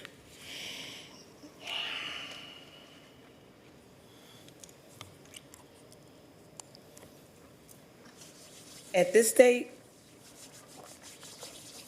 and again, the UDO allows, you know, certain things to happen, but for me, on record 2025-025 petition, there's a lot of concerns for me. And again, I appreciate you guys presenting. And it's probably going to fall into the hands of the representative that get elected on 11/4 in the election, so you would be communicating with them. But there's a lot of things that's wrong with the position that we really need to look at it. My concern on our end would be, one, the communication piece, because if you can communicate it, we can get our literature, if we can communicate and get it out in a timely fashion, and we can get it into the hands of our community members. People show up to community meetings, they get informed, they get educated. You can talk, you can work this stuff out, but that's not happening. We can say that it's happening all day, every day, but I don't think community members are gonna show up and tell us that they're not getting notifications about what's going on in their neighborhood. I can't ignore the fact that community members are telling me that they're not getting a notification that's being sent out unless they're all renting. And then if that's the case, that's still a problem, because that means that somebody that doesn't live in Charlotte is benefiting from our residents. Yeah, I just want to touch on that for a moment, because as Joe had mentioned, we did have the 300-foot radius that we adhere to for all of our petitions, so that captured, like we said, about 75 folks, including the HOAs. I believe one of the communities is Kingsbridge. I think that's the community just directly to the south of this. Is that correct? Correct. And that HOA was notified with 2 separate addresses on our mailing list. And the reason I bring that up is when we have that radius of 300 feet, that does give us limitations, but the intent of capturing those community organizations and those neighborhood leaders is to also have that information disseminated by them to help us. So is it a perfect system? No, there's obviously some work we need to do, but when we actually notify the HOA of that community as well, we do hope that that word does get out through their community meetings that they may have. And I'm not sure if that transpired or not. We'll look into that, but I did want to let everybody know that we did, notify HOAs of those, both of those directly, north and south communities from this petition. And also just in terms of the road connection, I know we talked a little bit about that on Laughlin Lane. If this was a by right project, that connection would have to be made as well regardless. So that rezoning tonight that's being requested wouldn't change that road connection. That's why it is stubbed to this property. So future development would get connected to it, whether it's by right or rezoning. And so that is something that they would have to go through regardless of them being in front of you this evening. And then as far as the water and sewer, I know we had some questions and we will provide you a follow-up from Charlotte Water. We did not get any capacity concerns from them. And all projects do have to go through a capacity analysis first before they can get access to Charlotte Water and Sewer. So if there is an issue where they don't have enough capacity to serve the project, they won't be able to build all of the units that they may propose. It really depends on them having the adequate service from Charlotte Water to be able to access that. And if they can't build all 21 units at once, or if they can't build any until that capacity increases, they simply wouldn't get permits for that. So there is an analysis that happens regardless of the rezoning being approved. That happens even in by right projects. So I just wanted to clear some of that up. Yeah, I appreciate you coming up and definitely offering your expertise. My only concern is, and I still would have to use my voice authentically like I always do, I've worked with some of these wonderful folks over here on petitions all the time, and we have no community showing up. But then when you have a community showing up that's saying that they're not getting informed, I cannot overlook that. Yeah, I fully understand, and we'll find out what transpired with that as well. Just wanted to go a little bit further in what we provided in terms of notices for this one in particular. So HOA, I know that you said that we reached out to the HOA and they're supposed to disperse all the information, but the community piece is the biggest piece for me. It's always have been and always will be. With you all, if we could just, I'm talking to the petitioners now. Community one, let me go back to community. Thank you for showing up, because when you show up, it matters. Your voice does echo and we hear it. To the petitioners, we're not against you. We just want to make sure that, because one, I like to see diversity. I'm just going to be perfectly honest. I love to see that you're trying to build in a city where you don't always get to build. And so I would love to support you, but I would also like for it to be on common ground where we get to speak with the community, where it works for the community, where you can talk to the community. I live in the area, Mouse Road, it's already a disaster. We got two lanes down the curve, everything, traffic is bagged up from one end to the other. It takes you forever to get on one end of 160 to the other. So if we could just somehow communicate going forward, I'll definitely have my voice into the representative, and this will be flagged for me to share my concerns. But thank you so much for coming out, and I would definitely like to see you be able to get your petition and your project approved, but it wouldn't be able to get approved in this state, in this form. There's just too many things that need to be taken care of. But I'm happy to see you and hope to see you more. Appreciate your time. Thank you. Thank you. I mean it. Okay, thank you. Is there a motion to close public hearing? I just wanted to, yes. You got something to say? You have a follow-up as well? Yeah. Okay. Ms. Ajmira and then Ms. Johnson. Thank you. So in your follow-up report, if you can provide us by right, because this property, I know that duplex and triplex can be developed, but this one is unique because it's on floodplain. So part of it cannot be developed. So the density might be much less than what's being proposed. So if we can get in a follow-up report, what would be the number of units by right, that would help us. And I agree with District Council Member. I think the neighbors' concerns are valid, and I will not be supporting this in its current form. Thank you. All right, Ms. Johnson? Yeah, just a couple questions for the follow-up as well. Thank you. Thank you for asking that by right information. I wanted some information on the infrastructure, to see if there is the infrastructure for that neighborhood. And I'd like a little more information on the floodplain. Yep. Also, when you mentioned a community meeting, normally there are community reports, right, if it's a formal community meeting.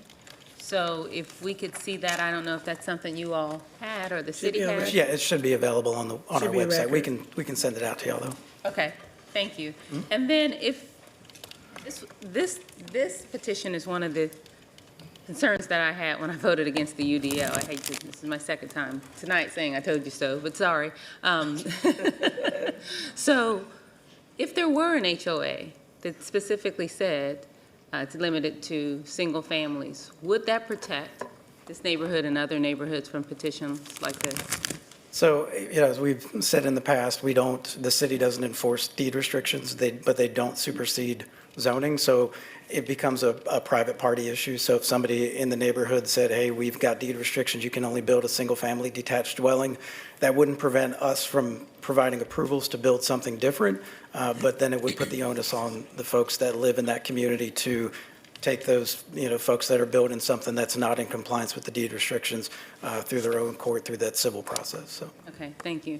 And to the nice young couples and entrepreneurs, I support small business and growth and progress, but I do believe location matters, and just this seems to be implanted in a single-family neighborhood, which kind of pulls the rug from underneath the homeowners that bought in that area.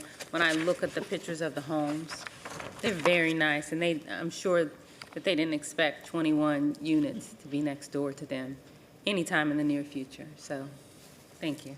Okay, I have Ms. Brown for the closing comment. I think Ms. Melina wanted to say something Well, first. I didn't see your hand, I'm sorry. No, you're good, you're good. Thank you, Madam Mayor Pro Tem. And I'll be quick because a lot of what I would like to say has been said. I think the challenge here, I see this as a unique challenge. One, you're actually going to, you got one road in, Laughlin Road, right? I can see that based on the, Diagram.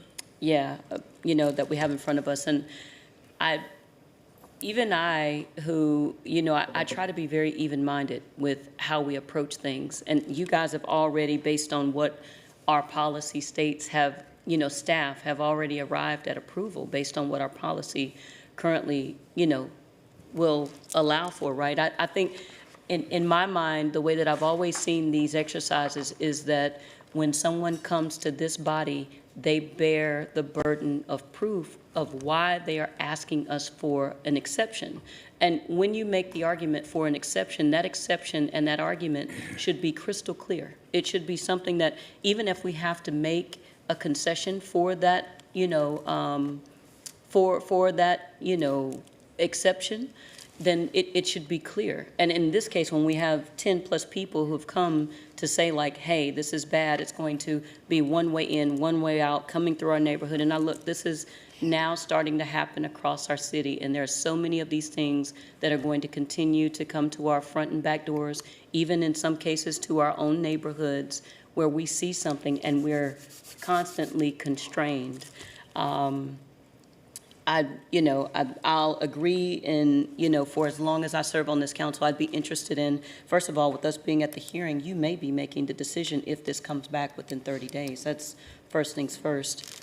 So this may actually be your decision. Yeah, just to clear that up, because there was opposition tonight, this can't be voted on until December. Okay, well, it won't be yours. And so since there is going to, the current council is not even going to have the decision to make. Someone brand new who don't even know where the bathroom is yet, no offense to that person, but they won't even know. But you're speaking the truth. Right, where the bathroom is. They're going to make a decision on this particular petition, and we're going to count on the continuity of the brain trust that's here to be able to remember that in order to do so. And that's a unique challenge for you two. You're going to be here, so hopefully you'll hold that for the District 3 rep and be able to pull that forward. But with the outstanding issues with going from N1A to a conditional rezoning, right? Again, that's a pretty different type of ask, and so I think the argument should be very clear as to why this council, should say yes. It should be clear. And the exception should be clear, the request for it, whether it come from the zoning committee or the staff. By the time it reaches us, we haven't had the opportunity to engage with these, with these petitions as much as staff and in some cases, even just the district rep. So I personally don't see this as very clear yet. And I opine that it needs more work. And making sure that, I saw head nods from the community, they don't even know what by right means, and I want to make sure that you know what that means. By right, there was a plan adopted by a previous council that says that based on how something is currently zoned in our city, that if someone owns that parcel, they can create density based on what that parcel currently says. And if they come to this body and they ask for, like what's happening tonight by way of a petition, most of the time they're asking for us to give them an exception for additional density, because otherwise they do it without us, right? So when they come to this body, and all petitions don't come to this body. If you buy a parcel, it's just like you. If you buy a house and you want to put a fence up, you don't want to have to ask somebody, can you put a fence up? So if you buy that house and that house allows you to put a fence up, by all means, put a fence up. It's the same thing for someone who buys commercial real estate. If they buy it and the current zoning says that they can tear down a house that is just a single family and they can put 2 or 3 residences that are stacked on top, we call that duplex and triplex. If they can put that there with the current zoning, they can, and they don't need this body's permission.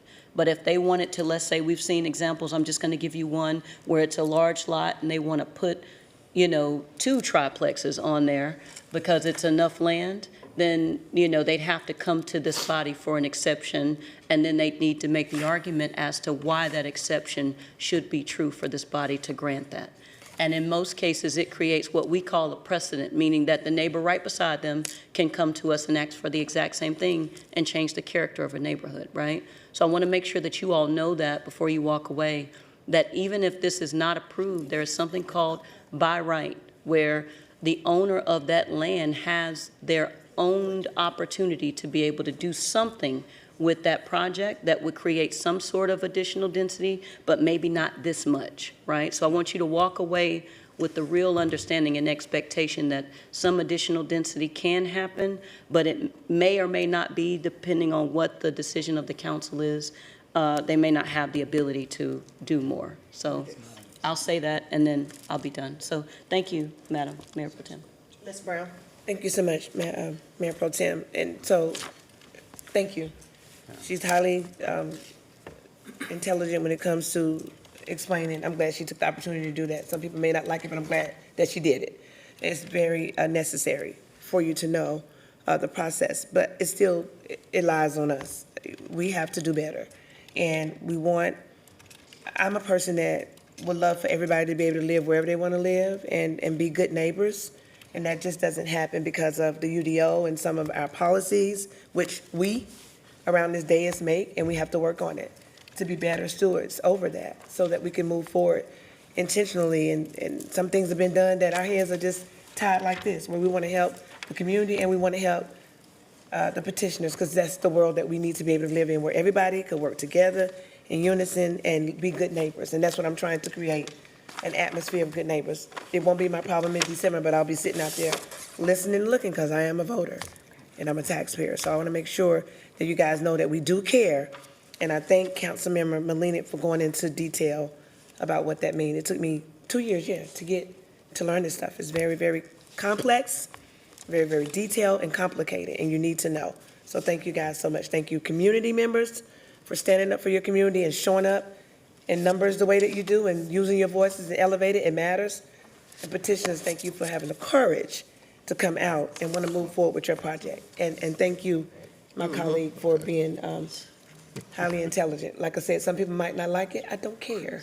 You guys need to know. Thank you so much. Thank you, guys. All right, thank you. Mr. Fox, did you? Side whispering. No, just a couple of things. One, as the community can see, the council is well informed on zoning matters. There's just one couple of things to mention I need to correct.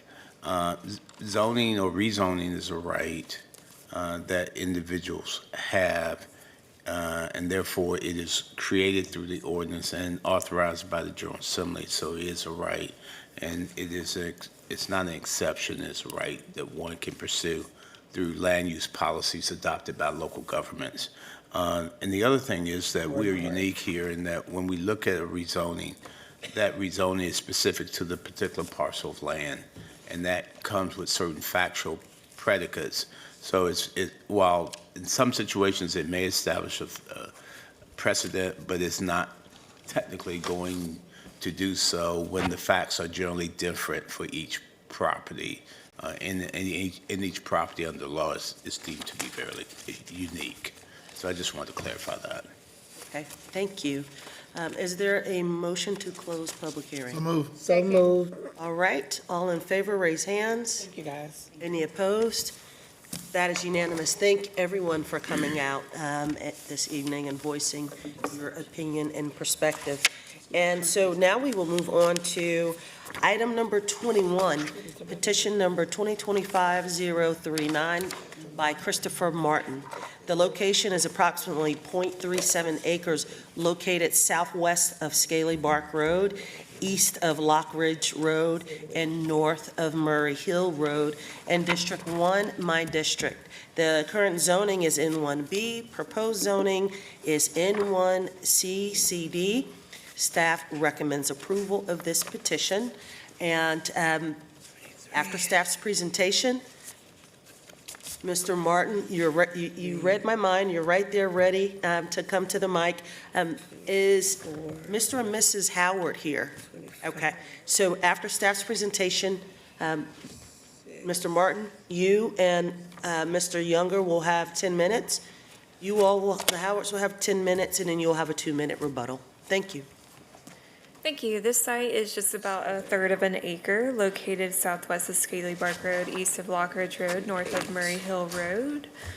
It is currently zoned Neighborhood 1B. They're proposing to go to Neighborhood 1C conditional in an area that is largely residential, as you can see, but there are some multifamily residential entitlements on the periphery here, some activity centers located further to the west, just outside of this map image. The policy map recommends the Neighborhood 1 place type. This proposal for the Neighborhood 1C conditional district is consistent with that policy map recommendation.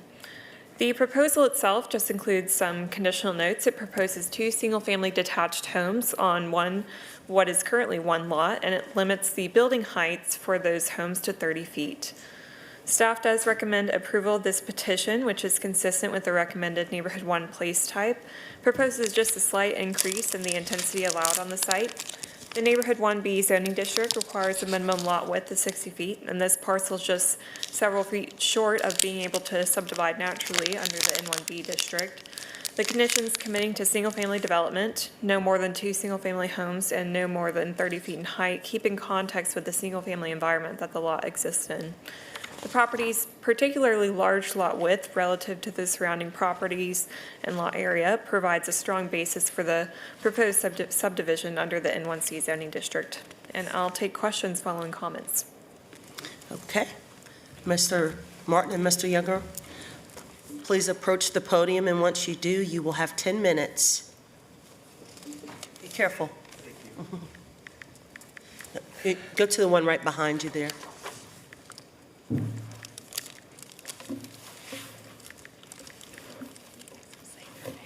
And can you just state your name for the record, for the clerk? Sure. My name is Chris Martin. My name is James Cole Younger. Thank you. I do have prepared remarks. I just wanted to maybe clarify something that might have been missed in the presentation. We also capped the size of the home that could be built as part of a conditional Tier 1. So the homes that could be built on these lots cannot be larger than the largest home in the neighborhood. So I just wanted to clarify that. My name is Chris Martin. I'm the owner of 4210 Murray Hill Road. Please bear with me. Public speaking isn't something I enjoy, but I felt it was important for you to hear from me directly. I purchased 4210 Murray Hill Road about 18 months ago. At the time, my fiance Cole and I wanted to be close to his sister, who lives just a half a mile away. Earlier this year, we bought another home only 4 doors down from her, where we plan to live after we marry in May of next year. We're excited to raise our family in Charlotte. 4210 Murray Hill Road was my first home. I want to be clear, I'm not a developer. I'm requesting a rezoning to allow me to divide the property into 2 single-family lots. The parcel is currently zoned N1B, and I'm requesting N1C. This request aligns with the City of Charlotte's 2040 Comprehensive Plan. The only zoning standard that prevents a subdivision under N1B is lot width. Each divided lot would be approximately 52.5 feet wide from the setback, which is just under the 60-foot requirement under N1B. All other standards are met.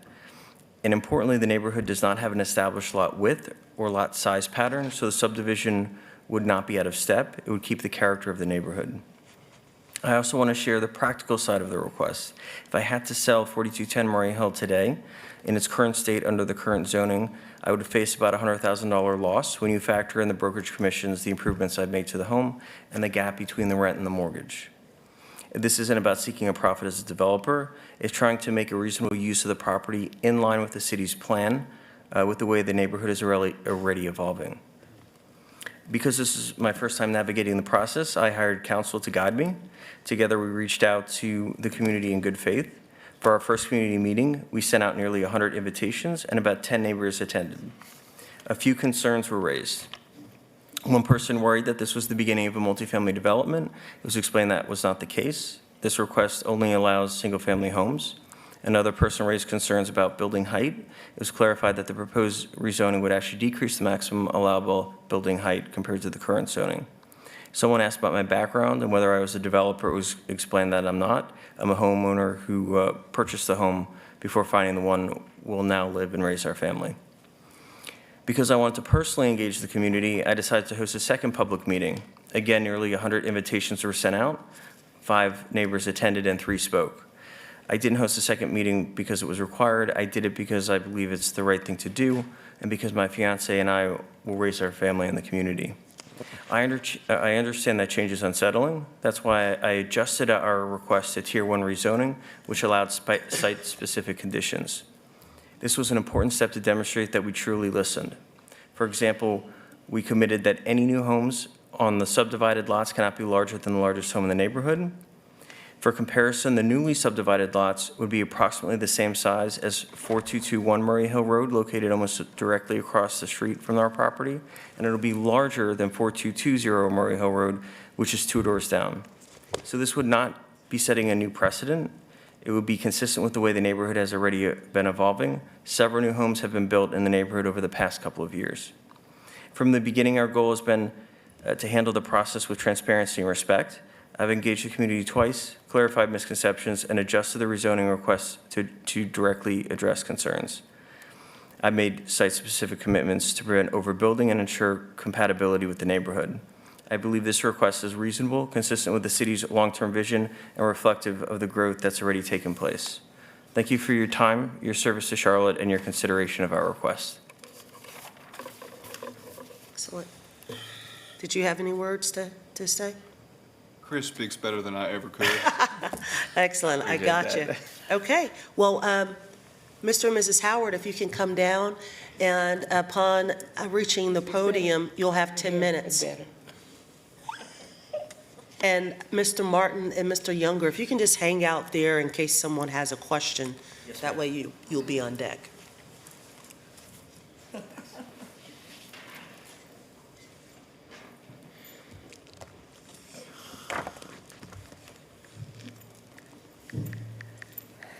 Good evening, council members. My name is Catherine Howard, and I live near the subject parcel at 4210 Murray Hill Road. I'm here tonight to voice my strong opposition to this rezoning request, which Jack currently presented in community meetings that he no longer lives in that community and has purchased a home nearby, and does not intend to develop the property himself, but rezone, subdivide the lot, and sell both parcels to third parties.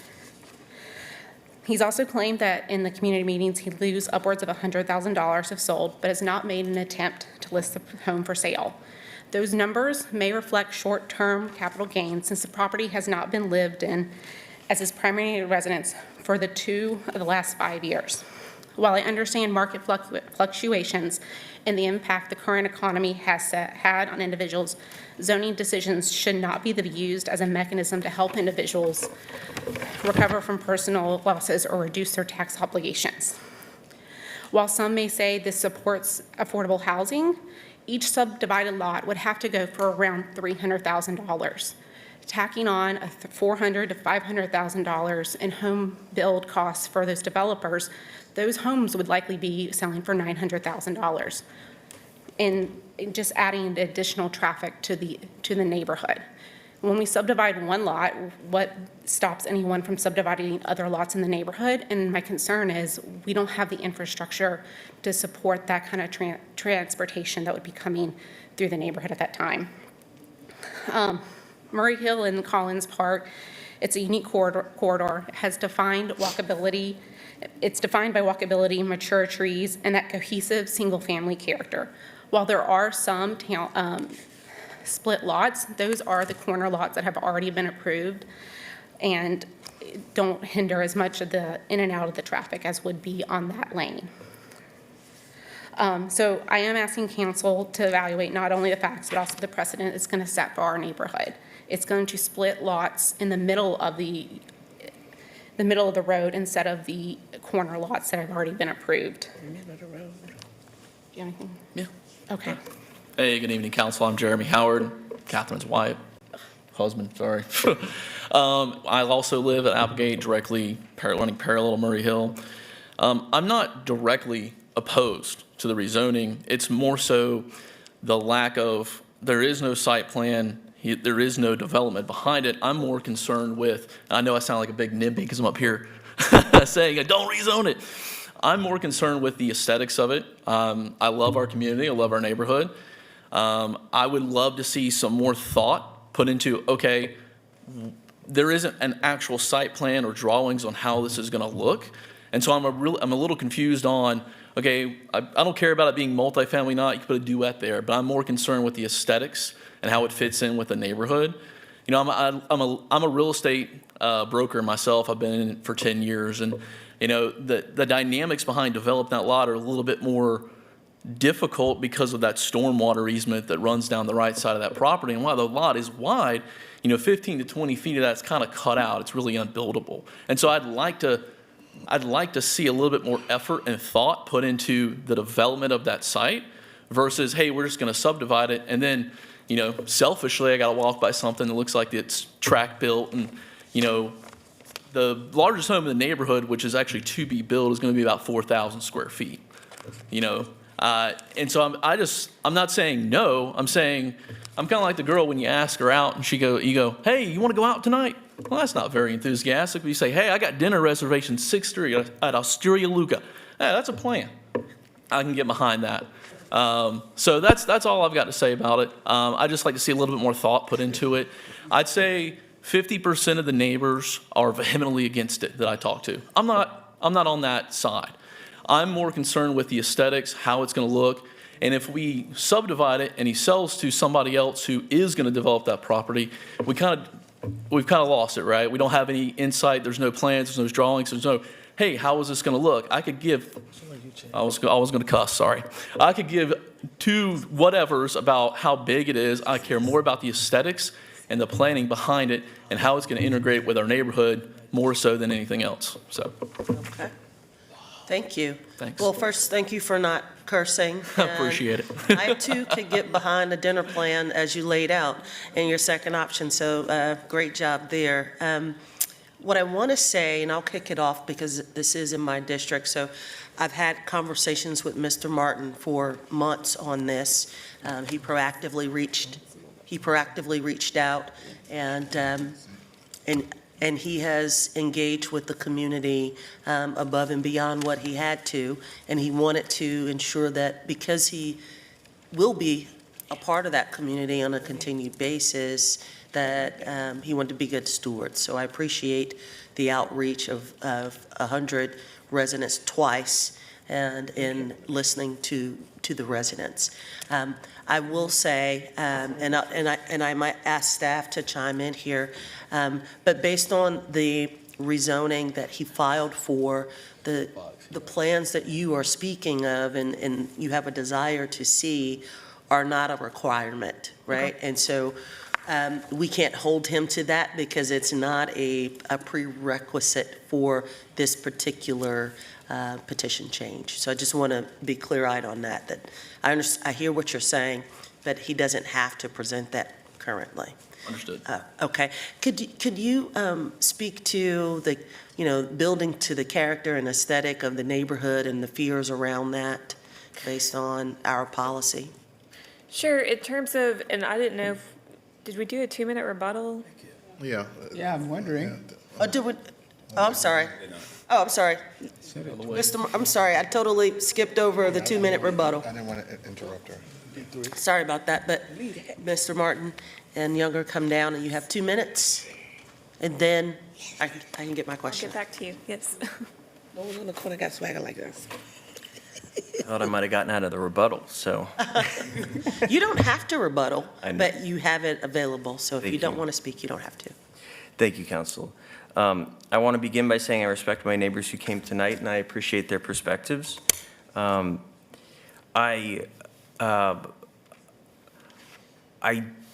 We did talk about potentially redeveloping it and providing plans to the neighborhood, but that's a financial lift we just don't have the capacity to do right now. So just to clarify if there were any questions about that. And I would just say, the larger context is also important when looking at this.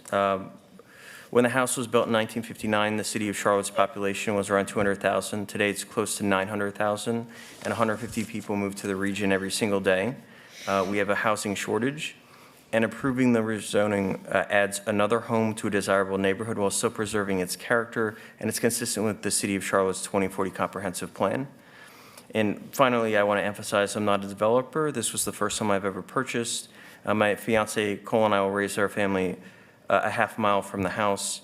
And I've worked hard to be transparent, to listen and to adjust. And I believe the rezoning request is reasonable, responsible, and reflects the way the neighborhood is already evolving. Thank you. Okay. Thank you. Okay.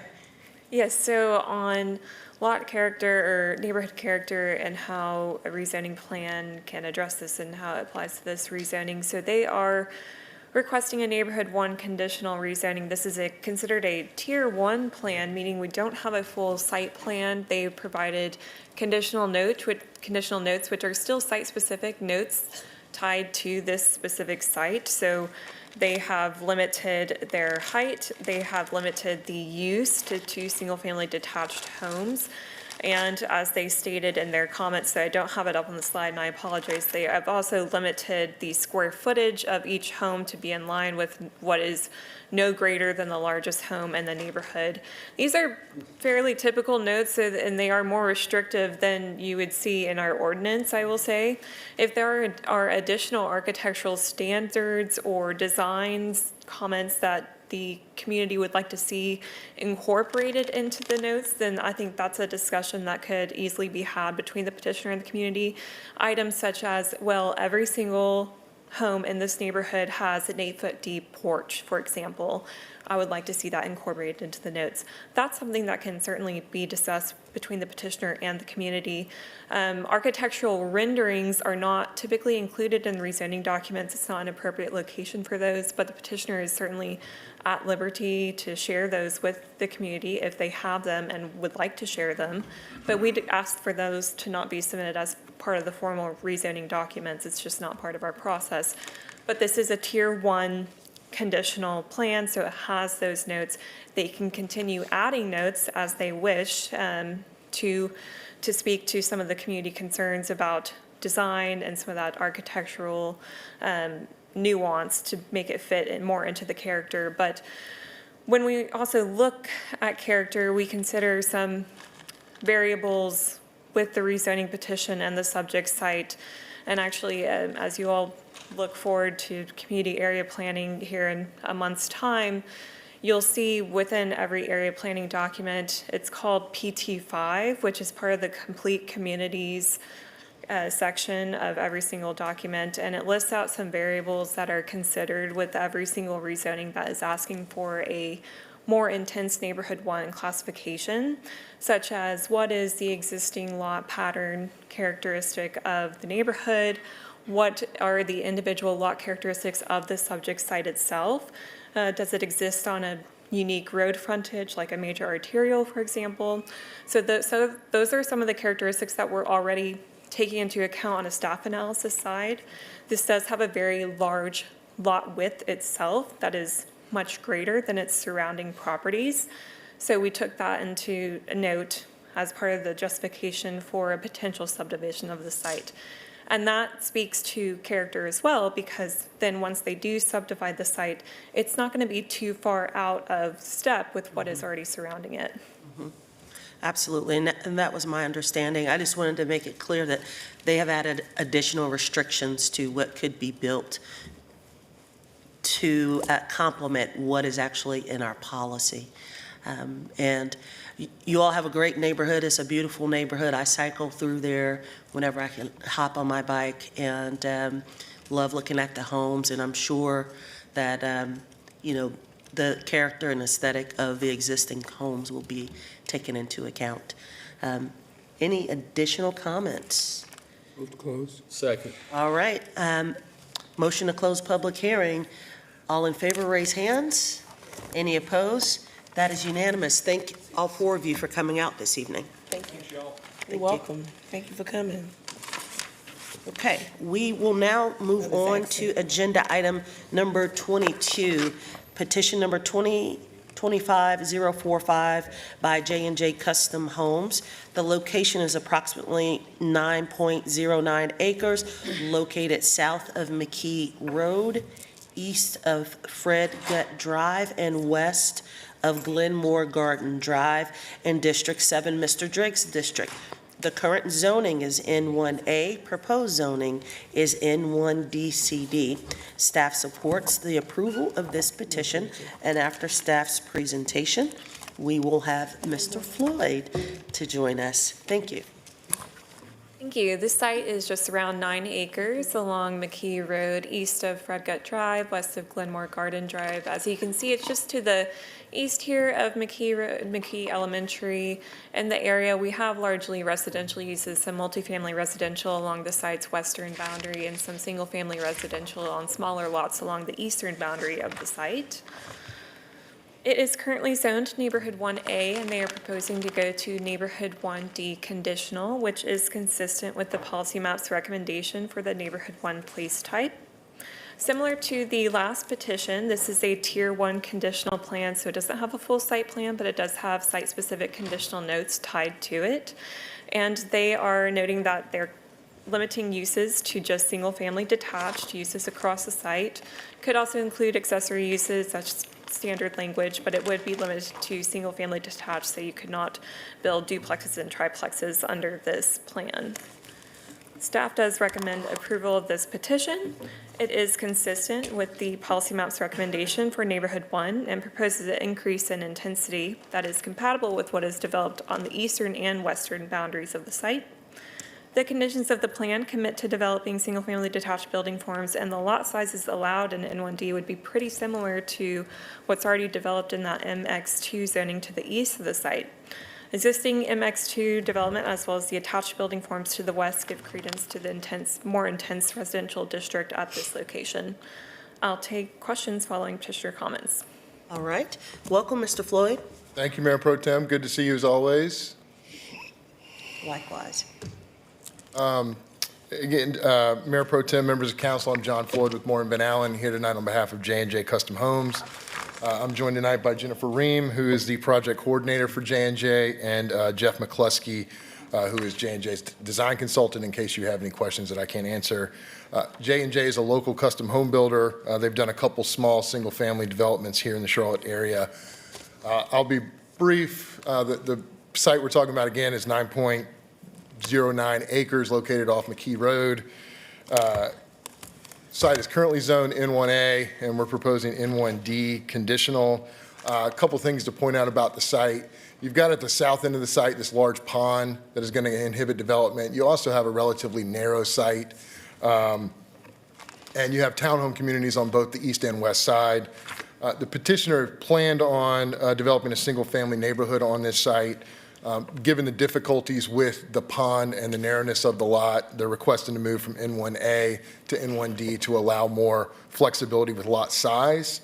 Our design consultant estimates that with that N1D zoning and the limitations on the lot, we could probably get about 28 single-family homes there, which is about 3 acres per unit on a 9-acre lot. I think that's a pretty reasonable request. We did originally file this as a conventional rezoning. Some of the comments that we got back at the community meeting were just about how can we guarantee that you're going to put single family there, not duplexes and triplexes. So we refiled as a conditional tier 1, just to include that condition that it would be limited to single family detached. There's the conditions, nothing, special, just, that section 2 makes clear that we're limited to single family detached. Not changing place type, it's neighborhood 1, it's going to stay neighborhood 1, so it's consistent with the comp plan. And that's really it. Happy to answer any questions that anyone has. All right. Mr. Driggs? I'll just comment quickly. I've had some engagement with the neighbors and walked the site with them. They communicated, I guess, some concerns or curiosity. I think you've done well to address, for one, the question about the conditional and being more specific about it. I think there was a conversation about the preservation of trees, and the information I got was that best efforts would be used to preserve the trees. So, and then, of course, there's the constant problem of traffic on McKee, but I've advised them that, in fact, the impact of 28 homes on McKee, given the volume of traffic there now, is almost not measurable. So that wouldn't be a factor for us.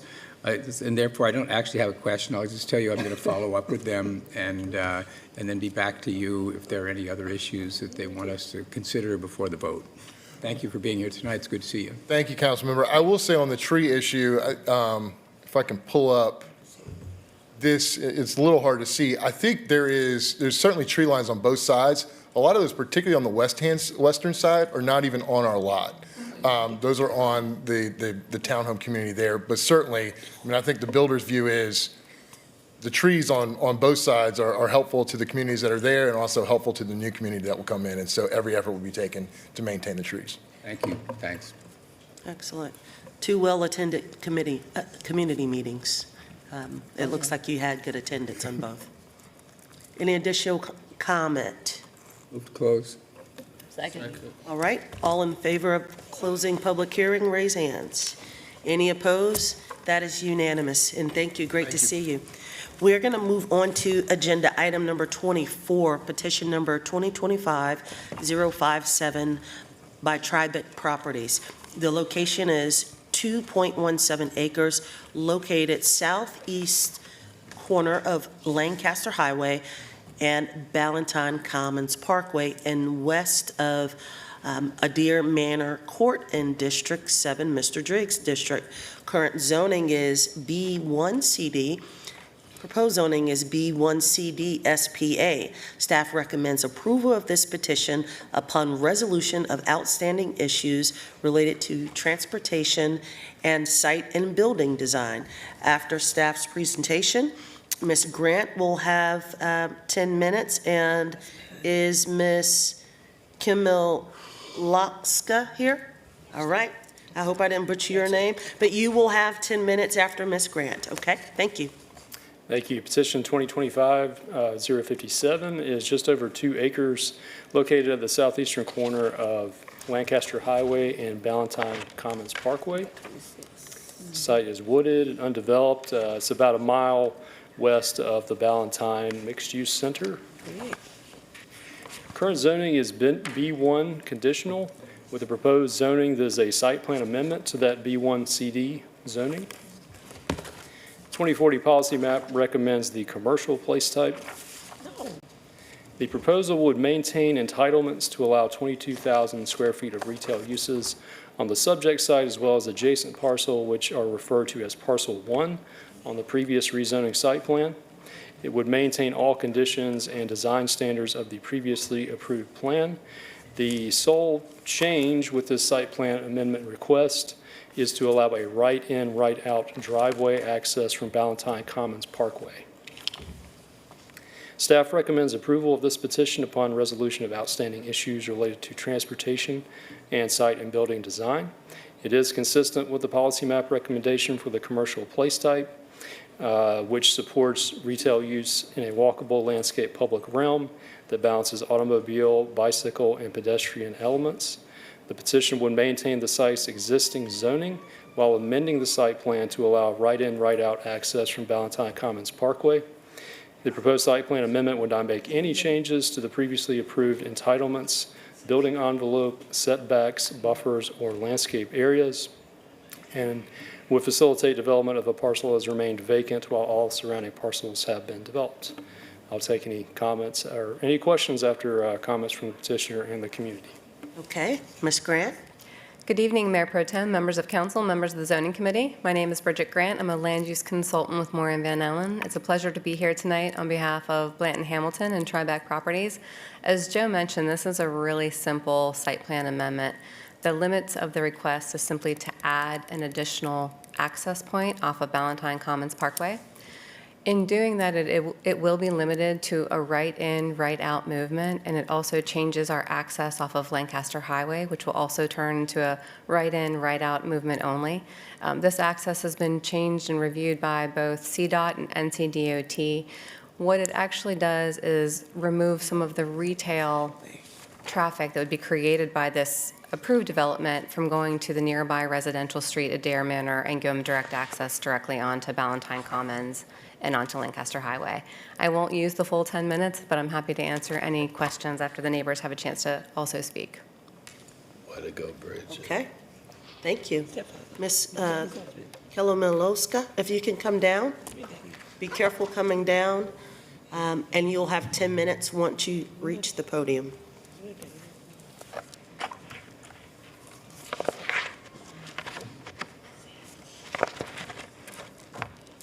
Good evening, Madam Mayor Pro Tem, council members, and planning staff. My name is Anastasia Khmilovska, and I'm here accompanied with my husband, Valentin Rybuchin. We live in Adair neighborhood, which is directly adjacent to the site under rezoning petition 2025-057. First, I'd like to thank the council and staff for the opportunity to speak. We understand that Charlotte continues to grow, and this support thoughtful, well-planned development that aligns with the surrounding community. After reviewing the materials, including the rezoning transportation analysis and the community meeting report from July 1st, 2025, where petitioner indicates that the intended use for this parcel is a fuel station, our neighborhood has several concerns we'd like to share.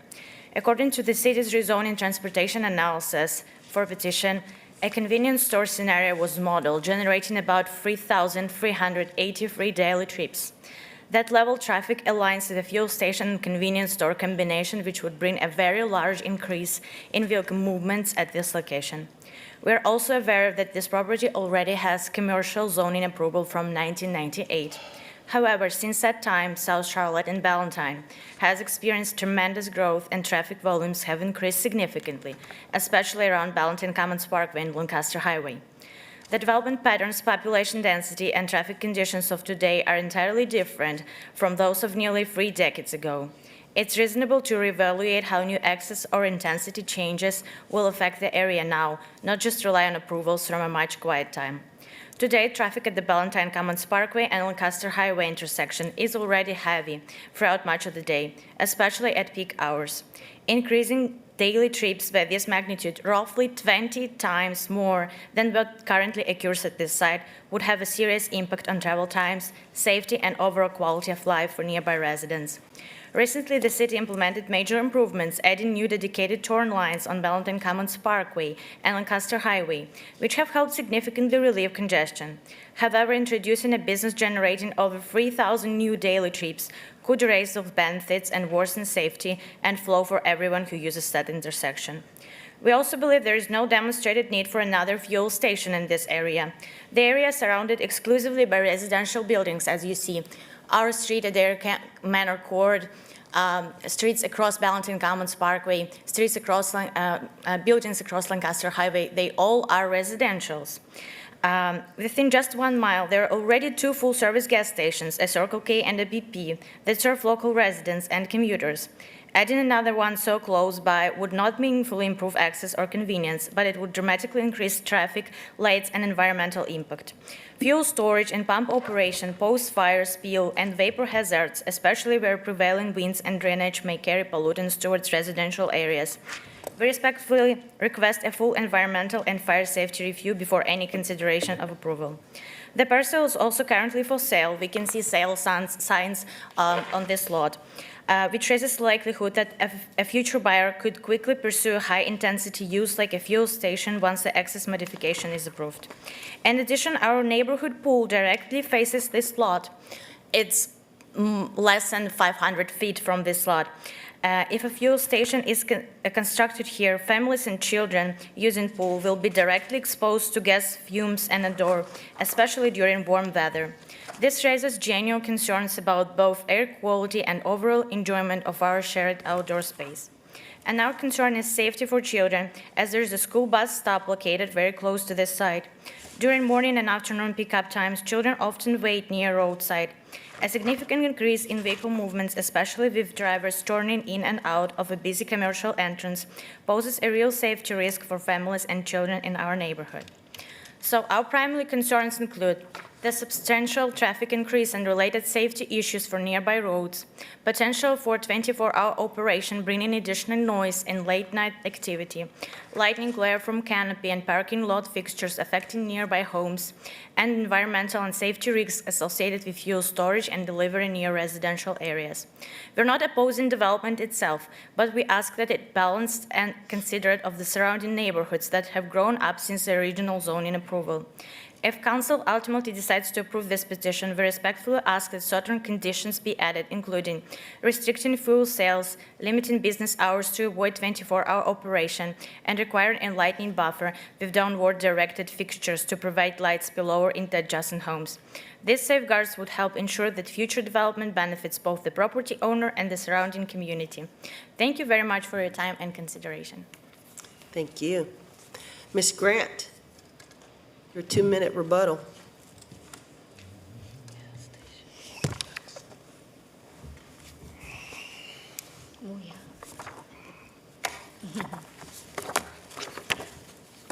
Good evening. We appreciate the sentiment that definitely a lot has changed since this was originally approved in 1998. So as part of this request, and I do want to note that a fuel station was noted on the original rezoning when this was adopted in 1998, and when they were laying out the townhomes adjacent to it, it was the anticipated use at the time of the original rezoning. That said, when we revisited the change in access, we did a new traffic study to take into consideration how things have changed currently to make sure that what we were doing accounted for the level of development and intensity that's out there today, and that our access points aligned in accordance with providing the most safe option to get in and out of the site. So we're happy to continue conversations to see if there are other changes that can be made, but we're really just trying to narrow the focus to the access point, and we'll do what we can to continue to work with the community. Thank you. Any comments? Yes, I You do. want to speak, Buzz? All right. Ms. Ajmer? Thank you. No, I do have a comment. Okay. Go ahead. Go ahead, Mr. Drexler. So this is a site plan amendment, and that's not the same thing as a rezoning. So technically, the conversation we should be having now is whether the change in the driveway and the proposed traffic routing on Valentine Commons is acceptable or not. I'd have to talk to legal about what scope we have, but I'm not personally inclined to go back and, just because they came and asked for a site plan amendment, rescind the authority they have under the existing zoning. I mean, that's an entitlement that's in place, and it hasn't changed. So I guess what I'll do is maybe follow up with council, and if you want, write to me, okay? You can find my email address on the City Council website, and we'll have a further conversation. But you just need to know a site plan amendment is a kind of a limited action by us. Thank you. Thank you. Ms. Ajmer? Yes, thank you. So this question is for Mr. Attorney. This is the first I have seen in past 9 years that it's just a site amendment plan, but it still goes through the rezoning process. If you can help me understand that. The site plan, as my understanding, site plan amendment process does go through the rezoning process as well. And you can talk Correct. about whether or not community meetings are required or other Had a lot of aspects. It's of the requirement. exact same process. So it's this exact same process. They still have to go through, follow the same process of community, notifying the community, having community meetings, and having the council an opportunity to take a look at this again. Okay. There was a couple of suggestions made by the constituent about limiting hours and others. If you can, Mr. Petitioner, if they can look into this, accommodating this request, that would be great. We will look into it. Thank you. Yeah, that's all I have. Thank you. Okay. Is there a motion for closing? So moved. Second. All in favor of closing public hearing, raise hands. Any opposed? Thank you for coming out, and you did a great job. We're going to move on to agenda item number 25, petition number 2025-075 by North Lake Pavilion Condominium Associations, Inc. The location is approximately 6.37 acres located on the southeast corner of Metromont Parkway and Statesville Road and west of Metromont Industrial Boulevard and District 4, Ms. Johnson's district. The current zoning is ML1, proposed zoning is IMUCD. Staff recommends approval of this petition, and after staff's presentations, Mr. Hawk and Smith will have 3 minutes. Thank you. Thank you. This site is just over 6.3 acres on the southeast corner of Metromont Parkway and Statesville Road and west of Metromont Industrial Boulevard. In an area, though, it has a lot of industrial zoning on the ground. It is really a mix of office, industrial, and retail uses. It is currently zoned Manufacturing Logistics 1, and they are proposing to go to Innovation Mixed Use Conditional, which is inconsistent with the policy map's recommendation for the manufacturing logistics place type. The conditional notes submitted for this petition are pretty minimal. They have just noted that they are allowing for any of the non-residential uses permitted in the Innovation Mixed Use Zoning District. So whereas typically Innovation Mixed Use allows for office, residential, retail, some artisanal industrial uses, it is noting that any of those uses, as long as they are not residential, would be permitted on this site. Staff recommends approval of this petition, although it is inconsistent with the policy map's recommendation for the manufacturing logistics place type. It meets a lot of the variables that we look for in the place type change for innovation mixed use in terms of minimum acreage, preferred place type adjacencies, it's not located within uptown, and it's within an aging manufacturing logistics area that may be transitioning to other and more diverse uses. And that prohibition on residential uses is really a preferred outcome, given that many of the areas surrounding the site still have manufacturing logistics zoning on the ground. So you typically wouldn't want to allow for residential uses to occur directly adjacent to that anyway. And I'll take any questions following petitioner comments. Okay. You both have 3 minutes in aggregate. All right. Thank you. Good evening, Madam Mayor Pro Tem, council members, zoning committee members. My name is Aaron Hauk. I'm here on behalf of the petitioner, North Lake Pavilion Condominium Association, and with me tonight from the petitioner is Mike Smith. The petitioner is seeking a rezoning of this site. It's about 6.366 acres on the southeast corner of Statesville Road and Metromart Parkway. It's a little northeast of the Interstate 77 W.T. Harris interchange. As you can see from some photographs of the site, it's an existing, there's an existing development on the site that has a mix of office and commercial uses. Some of the users on the site include multiple churches, various offices, including a medical office and a dental office. There's a beauty spa, there's some light industrial uses, and there's an event space, among others, on the site. The site is currently zoned ML1, and the site was rezoned ML1 as a part of the adoption of the UDO in 2023. Prior to the adoption of the UDO, the site was zoned I1 under the legacy zoning ordinance. And again, the petitioner is requesting that the site be rezoned from ML1 to the IMU conditional zoning district, where the condition would be no residential uses on the site. And the reason the petitioner is seeking this rezoning is because the site already has a lot of existing uses that were there prior to the UDO's rezoning of the site.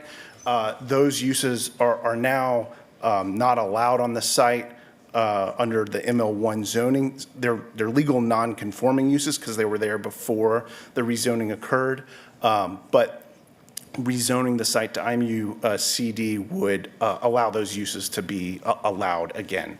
And again, residential uses would not be allowed as a part of this rezoning. That's the condition. Thank you for your time, and we're glad to take any questions you may have. Thank you. Any questions? Ms. Johnson? Thank you. Thank you, Mayor Pro Tem, and thank you for the presentation. Have we met, have we discussed this petition at all? Have we met about this petition? We have not. Okay, so I'm the district representative, and I don't have just any details about the project. Okay. So I know this is not a conventional, it is conditional.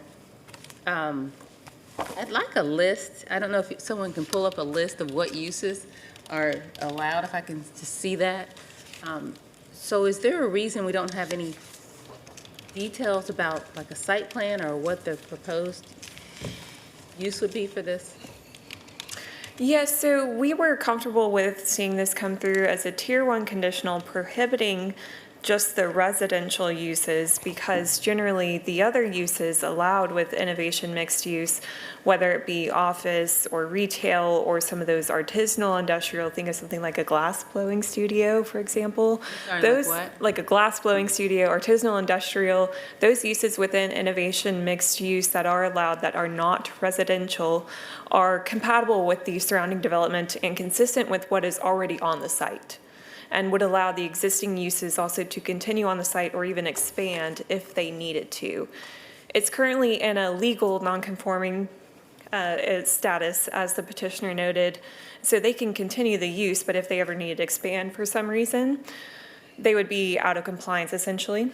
So this allows the uses to be brought back into compliance under the Innovation Mixed Use District, but I can follow up with you with a more complete list of the uses allowed under the Innovation Mixed Use District that are exclusive of those residential uses, which would not be permitted on the site. Right, so comparing what's currently allowed and what's not allowed, and what they're proposing to be allowed. And so it is a conditional, so can we require a site plan or more specifics on what's being proposed there?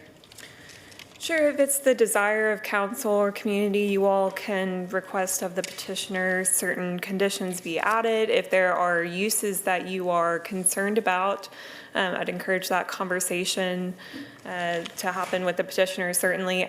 From a staff's perspective, we don't have a concern with the conditions as they currently are. This is currently a Tier 1 conditional plan, so it doesn't have a site plan. It just has the conditional notes listed with the plan. But if you are desiring a site plan, that's also a conversation to have with the petitioner. But that can certainly happen, and you can always pivot the type of rezoning petition to have a site plan if that's the desire of council and if the petitioner is willing to do that. Okay, thank you. Yeah, I would like more information on what the plan is. Yeah, there's an existing development on the site, and the intention is to leave the development there. Okay. The uses of the site existed prior to the adoption of the UDO, which rezoned the site from I-1 to ML1. And what's the current use? The current uses include a number of office uses, including a medical office and a dental office. There's three churches, or two churches. There's a computer store, there's a beauty spa, there is a real estate office. An eye doctor. Okay. And so some of those uses, for instance, medical offices and dentist offices are not allowed in the ML1 zoning district. But those offices were there prior to the adoption of the UDO and prior to the rezoning of the site to ML1. So they're allowed because they're legal non-conforming uses. And this rezoning to IMU CD would bring those uses back on. Medical office and dental offices are allowed uses in IMU. And so the intention is to leave the site, leave the development as it is, just to bring it back, those uses that are already there, back into the allowed zoning. Okay. And then to prohibit the residential uses at the site. Okay, thank you. All right. Thank you. That's all the questions I have. Mr. Mitchell.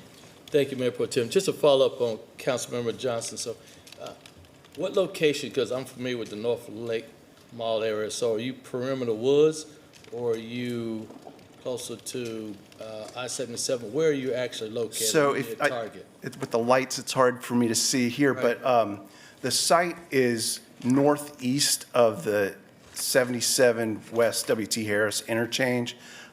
So that's Statesville Road. You can see it where it's labeled as 21 there, immediately to the west of the site. If you go down, W.T. Harris is just out of the picture at the bottom there. And so North Lake Mall is, across 77. Across the 77, right. Okay. So you closer to Hickory Tavern? Pretty close, yeah. On the other side of Harris Boulevard from Hickory Tavern.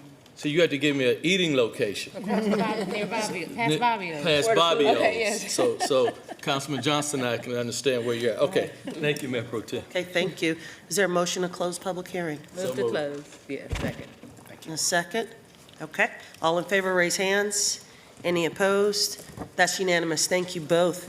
We'll move on to agenda item number 26, petition number 2025-080 by SW Development Partners LLC, located approximately 5 acres, located north of East W.T. Harris Boulevard, south of Briardale Drive, and east of East Independence Boulevard in District 5, Miss Molina's district. The current zoning is R9MFCD. Proposed zoning is N1ACD. Staff recommends approval of this petition upon resolution of outstanding issues related to transportation and site design. After staff's presentation, Mr. Brown will have 3 minutes. Thank you. Thank you. This site is 5 acres along EWT Harris, just east of East Independence Boulevard, in an area where we have a lot of commercial uses along the Independence Boulevard corridor, some residential uses north of the site, and some multifamily residential uses in the periphery. The site is currently zoned a Legacy Ordinance Conditional Zoning District of R9 Multifamily Conditional. They are proposing to go to Neighborhood 2A Conditional. This is inconsistent with the policy map's recommendation for the commercial place type. The proposal itself is for up to 44 townhome-style units. It would limit units to a maximum of 6 units per building, and only 4 of those buildings could have the 6 units per building. And there would be no more than 10 buildings across the site. It would provide a 10-foot landscape yard adjacent to the single-family zoning, sidewalk connections, 10 spaces for visitor parking, and open space areas would have our preferred open space standards for enhancements across the site, and also provides preferred architectural design standards. Staff recommends approval of this petition upon resolution of outstanding issues related to transportation and site design. Although it's inconsistent with the current policy map recommendation for the commercial place type, it meets some of those variables that we look for when considering a place type change to the neighborhood 2 place type. And those include minimum acreage, frontage along an arterial road, and the fact that it's a quarter-mile walk to an existing bus stop. It has adjacency to preferred place types, and it has close proximity to goods and services. This rezoning could serve as a good transition between the commercial corridor along East Independence and EWT Harris and the single-family area that's just to the north of the site. The proposal maintains multifamily entitlements on the site, which are already there, but brings them under preferred UDO standards. And I'll take questions following petitioner comments. Thank you. Mr. Brown, welcome. Thank you, Mayor Pro Tem, Zoning Committee members, council members. Colin Brown on behalf of the petitioner, SW Development. Holly did a great job, so as soon as our slides come up, this is in Councilmember Molina's district. If we do our job well, we will be back in time. We don't have any opposing speakers tonight, so we could have a vote from you next month. Again, the petition we heard before this was at one end of Harris Boulevard. This is all the way at the other end, right at Harris Boulevard. What's interesting, and Holly mentioned, here's the site, 5 acres, is it's currently zoned R9MF. So it has a zoning on it that is multifamily, actually for apartments, but it's a very old one that's outdated. So if you were to look at the current zoning and overlay it on the site, it would show apartment housing at a higher density than we're requesting. So we would like to come in and just do a kind of modern townhome approach. The one challenge, as Holly mentioned, is the land use plan, the 2040 map, calls for business. As you know, there's a lot of car dealerships here. When we had our community meeting, we only had one person show up, but she was very pleased that we were proposing residential here to transition and not have an expansion of those heavier kind of auto-oriented automotive dealerships. So in a nutshell, as Holly mentioned, we're talking about 44 units on the 5-acre site, which is a pretty good density, medium density project. We continue to work with the DOTs. NCDOT has a project for some improvements, and so our engineering team is working with them. We hope to have those issues ironed out and be back to you next month. Happy to answer any questions. Thank you. Any comment? Ms. Molina? Thank you, Mayor Pro Tem. Actually, I've driven the site, and Councilwoman Johnson would be pleased to know that the zoning petition actually has a QR code on it. When I saw it, I was tickled pink. I drove to it and I said it has a QR code. So that's first thing you did that, girl. You did that. You did that. Okay, thank you. Good job. So my challenge is, Colin, and I know we can talk about this, is that that's a pretty intense curve, right? What type of traffic are we? Well, I'm happy to talk with you more about this, and I'll involve our engineer. If you can see, this is set back because NCDOT has pretty significant plans for that area. Yeah, I would imagine. So I want to, let me incorporate them, we'll bring that, but this isn't just getting built out there. We're coordinating with them pretty closely on their future improvements, which are moving along. So Okay, so there are plans to improve right there. That's correct. NCDOT has pretty significant plans for adjusting that alignment. Oh, okay. So driving that, I wouldn't know that, because when I saw it, I was a little concerned, because I was thinking to myself, like, this is... Yeah, if you see all that frontage we're set back, it's to accommodate for some of their future modifications, which I'm happy to share with you. Okay. Second, I see that there's a lot of single family that kind of abuts this property, and you only had one person come out? That's right. We were surprised as well when we had another property owner over here. Frankly, I was a little disappointed because I think it's a great story. You know, again, it's already zoned for apartments. We're actually zoning for less than is there now. And I thought, you know, the person from the neighborhood that comes, if we say, hey, the plan calls for business, what would you like to see? They like the residential idea. And even though no one came and complained, you can see they've kind of loaded the site so that it has all the open space to the rear to buffer from those single-family homes. So I think the team's done a good job. You know, if you encounter others that would like to meet, we're happy to speak with them. So, like you're saying, just to make sure that I'm clear, since there's no opposition, there is going to be a buffer that, do you know where I'm talking about on W.T. Harris? Have you ever driven W.T. Harris where it meets Independence? You know, there's a pretty steep curve, like right there behind the car, there's a car dealership that you meet, like right there at the corner. CarMax. So this is, CarMax is up the street. This is, I forgot what the name of, it's a it may be a I think it's Honda. I think Honda's there. It's a Honda Okay, dealership, gotcha, it sure is. Exactly So what you're talking you about. hit that curve, but we're actually gonna have people coming in and out, like right around that curve, right?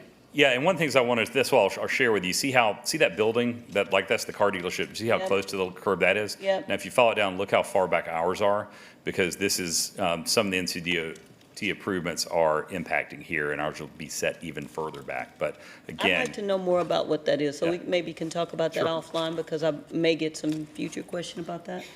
I think another question that I have with regards to this property, I love that you're not considering additional density, like more apartments behind single family, that's normally frowned upon. I know that I made a comment and it was attacked earlier in that these have the burden of proof. I actually stand on that. I know that there's a right to ask for a petition change, but that's not something that's guaranteed. I want to make sure that I say that and I'm very clear. But like I said, without any opposition, no one having emailed or called me,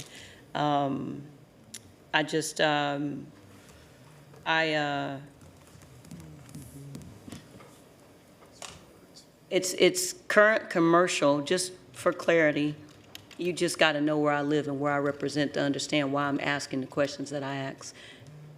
With the current commercial, could somebody, just hypothetically, have come and put like a different type of business? So let me be clear. Currently, it's zoned R9MF, which has got multifamily. Right. It's kind of got an apartment plan on it. However, it hasn't really been, it would be hard to build that by right. The land use plan calls for commercial. That's what the 2040 plan recommends. That's what I mean, okay, so the land either use. way, someone would have to come through the process, Okay. to your point. And the point we'll make to you, and we're making at the hearing tonight, is, as you said earlier, what's the justification for this? Again, we think it's a step down from what's there. We think the community, at least the one person we've spoken to, said, I'd rather have residential there. Than commercial. Than commercial, than seeing Honda expand back there and have another lot behind them. And the way they've done a conditional plan, one, it allows us to work with the DOTs to make sure the improvements are coming in, and we'll talk about those, and also have the buffering back there and the other commitments that Holly mentioned. I've always known you to be very good at this, so I really appreciate your explanation because that helps, right? Like you really kind of weighed the pros and cons, you're making the case, and that makes it easier for me when someone asks me then, well, you didn't hear from us, but why didn't you ask X question, or why didn't you know what I'm saying, react on our behalf. So I look forward to having some more conversation offline. Yeah. Thank you. Thank you. Is there a motion to close public hearings? So moved. Second. All right, all in favor, raise hands. Any opposed? That is unanimous. We'll go to agenda item number 27, petition number 2025-087 by Naaman Yorkmont LLC. The location is approximately 3.39 acres located south of Oak Lake Boulevard, west of Water Ridge Parkway, and north of Yorkmont Road in District 3, Ms. Brown's district. The current zoning is ML1 ANDO. Proposed zoning is IMUCD ANDO. Staff recommends this petition, and after staff's presentation, Mr. Carmichael will join us for 3 minutes. Thank you.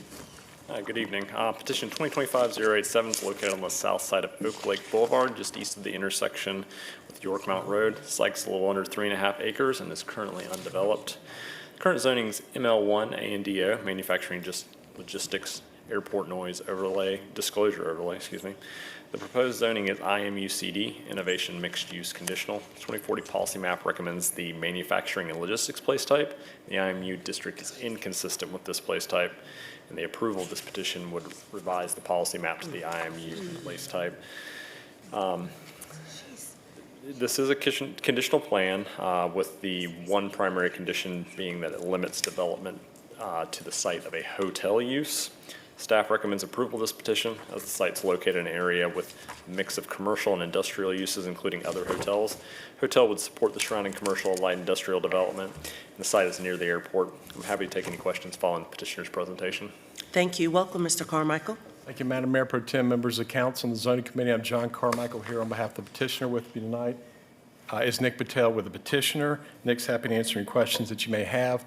The site's about 3.388 acres, located on the south side of Oak Lake Boulevard and north of Yorkmont Road. The site is in close proximity to the airport and to the old Coliseum site on West Tyvola Road. And for Councilmember Mitchell, it would be north of the Jocks and Jills. My man. Thank you, JC. This is the site here. And then Jocks and Jills is about here. He knows me. And then the site is currently zoned ML1, Airport Noise Disclosure Overlay District. And the request is to rezone it to IMUCD, Airport Noise Disclosure Overlay District, to accommodate a hotel use on the site. If the petition were to be approved, the only permitted use would be a hotel use. The hotel would support the surrounding office, commercial, retail and light industrial uses. It's compatible with the surrounding uses. The hotel would serve the nearby airport and travelers. A hotel use was permitted on the site under the prior I-1 zoning before the adoption of the new UDO, and a member of the petitioner bought the site back in 2022 with the intention of developing a hotel. They're now ready to move forward. Therefore, they've submitted this rezoning petition, and we're happy to answer any questions that you may have. Excellent, thank you. Any comment? Is there a motion to close public hearing? So So moved. moved. All in favor, raise hands. Any opposed? Outstanding, Dub C. That is unanimous, and we will go to our final agenda item tonight. Item number 28, petition number 2025-090 by Stephen Siller Tunnels to Towers Foundation, a New York non-for-profit corporation.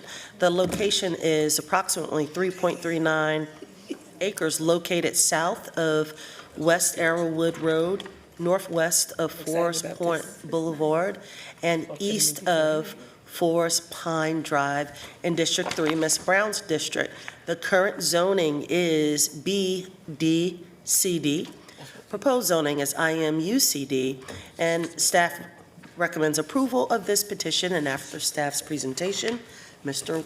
Washburn will have 3 minutes. Thank you. Thank you. Yep, this is also a rezoning petition proposing the IMU CD district. 2025-90 is located on the west side of Forest Pine Drive, just south of the intersection with West Arrowwood Road, and also just shy of 3.5 acres. Currently zoned BD, CD, distributed business conditional. 2040 policy map recommends the manufacturing logistics place type. The IMU district is inconsistent with this place type, and approval of this petition would revise the 2040 policy map recommendation to the innovation mixed-use place type. Proposal calls for the conversion of a hotel into multifamily housing utilizing the existing building. It limits the maximum number of units to 117. And the plan states that no long-term residents are currently living on site.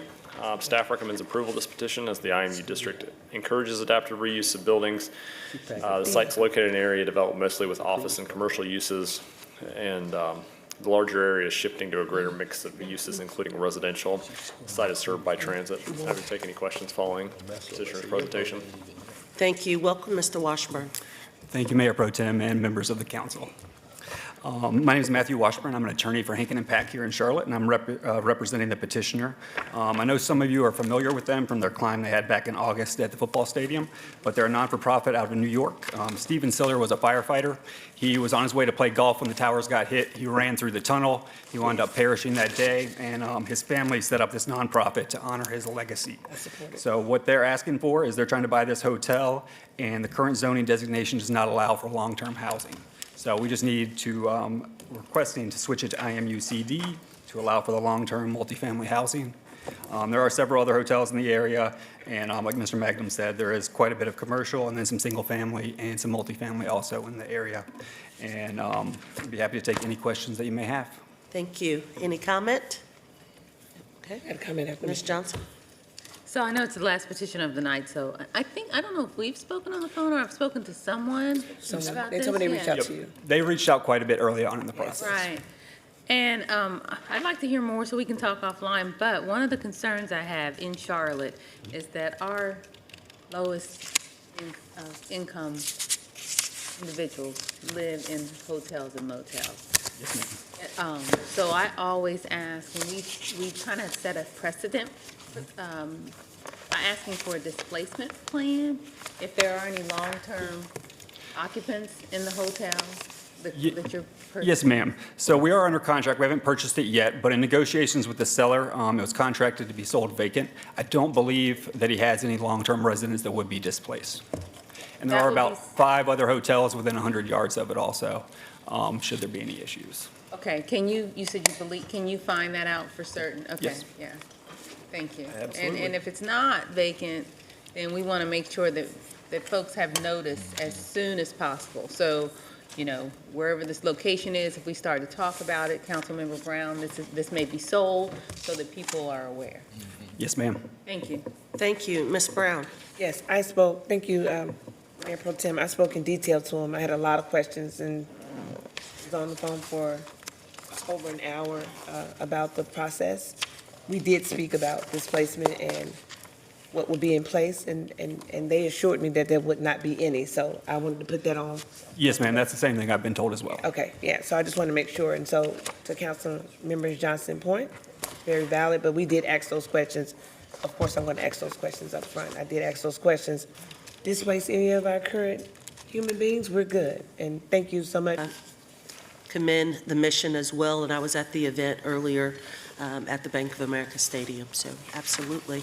Is there a motion to close public hearing? So moved. All in favor, raise hands. Any opposed? That is unanimous. I have a motion to adjourn So by moved. Mr. Driggs. Is there a second? Second. By Mr. Mitchell. All in favor, please go home. Thank you.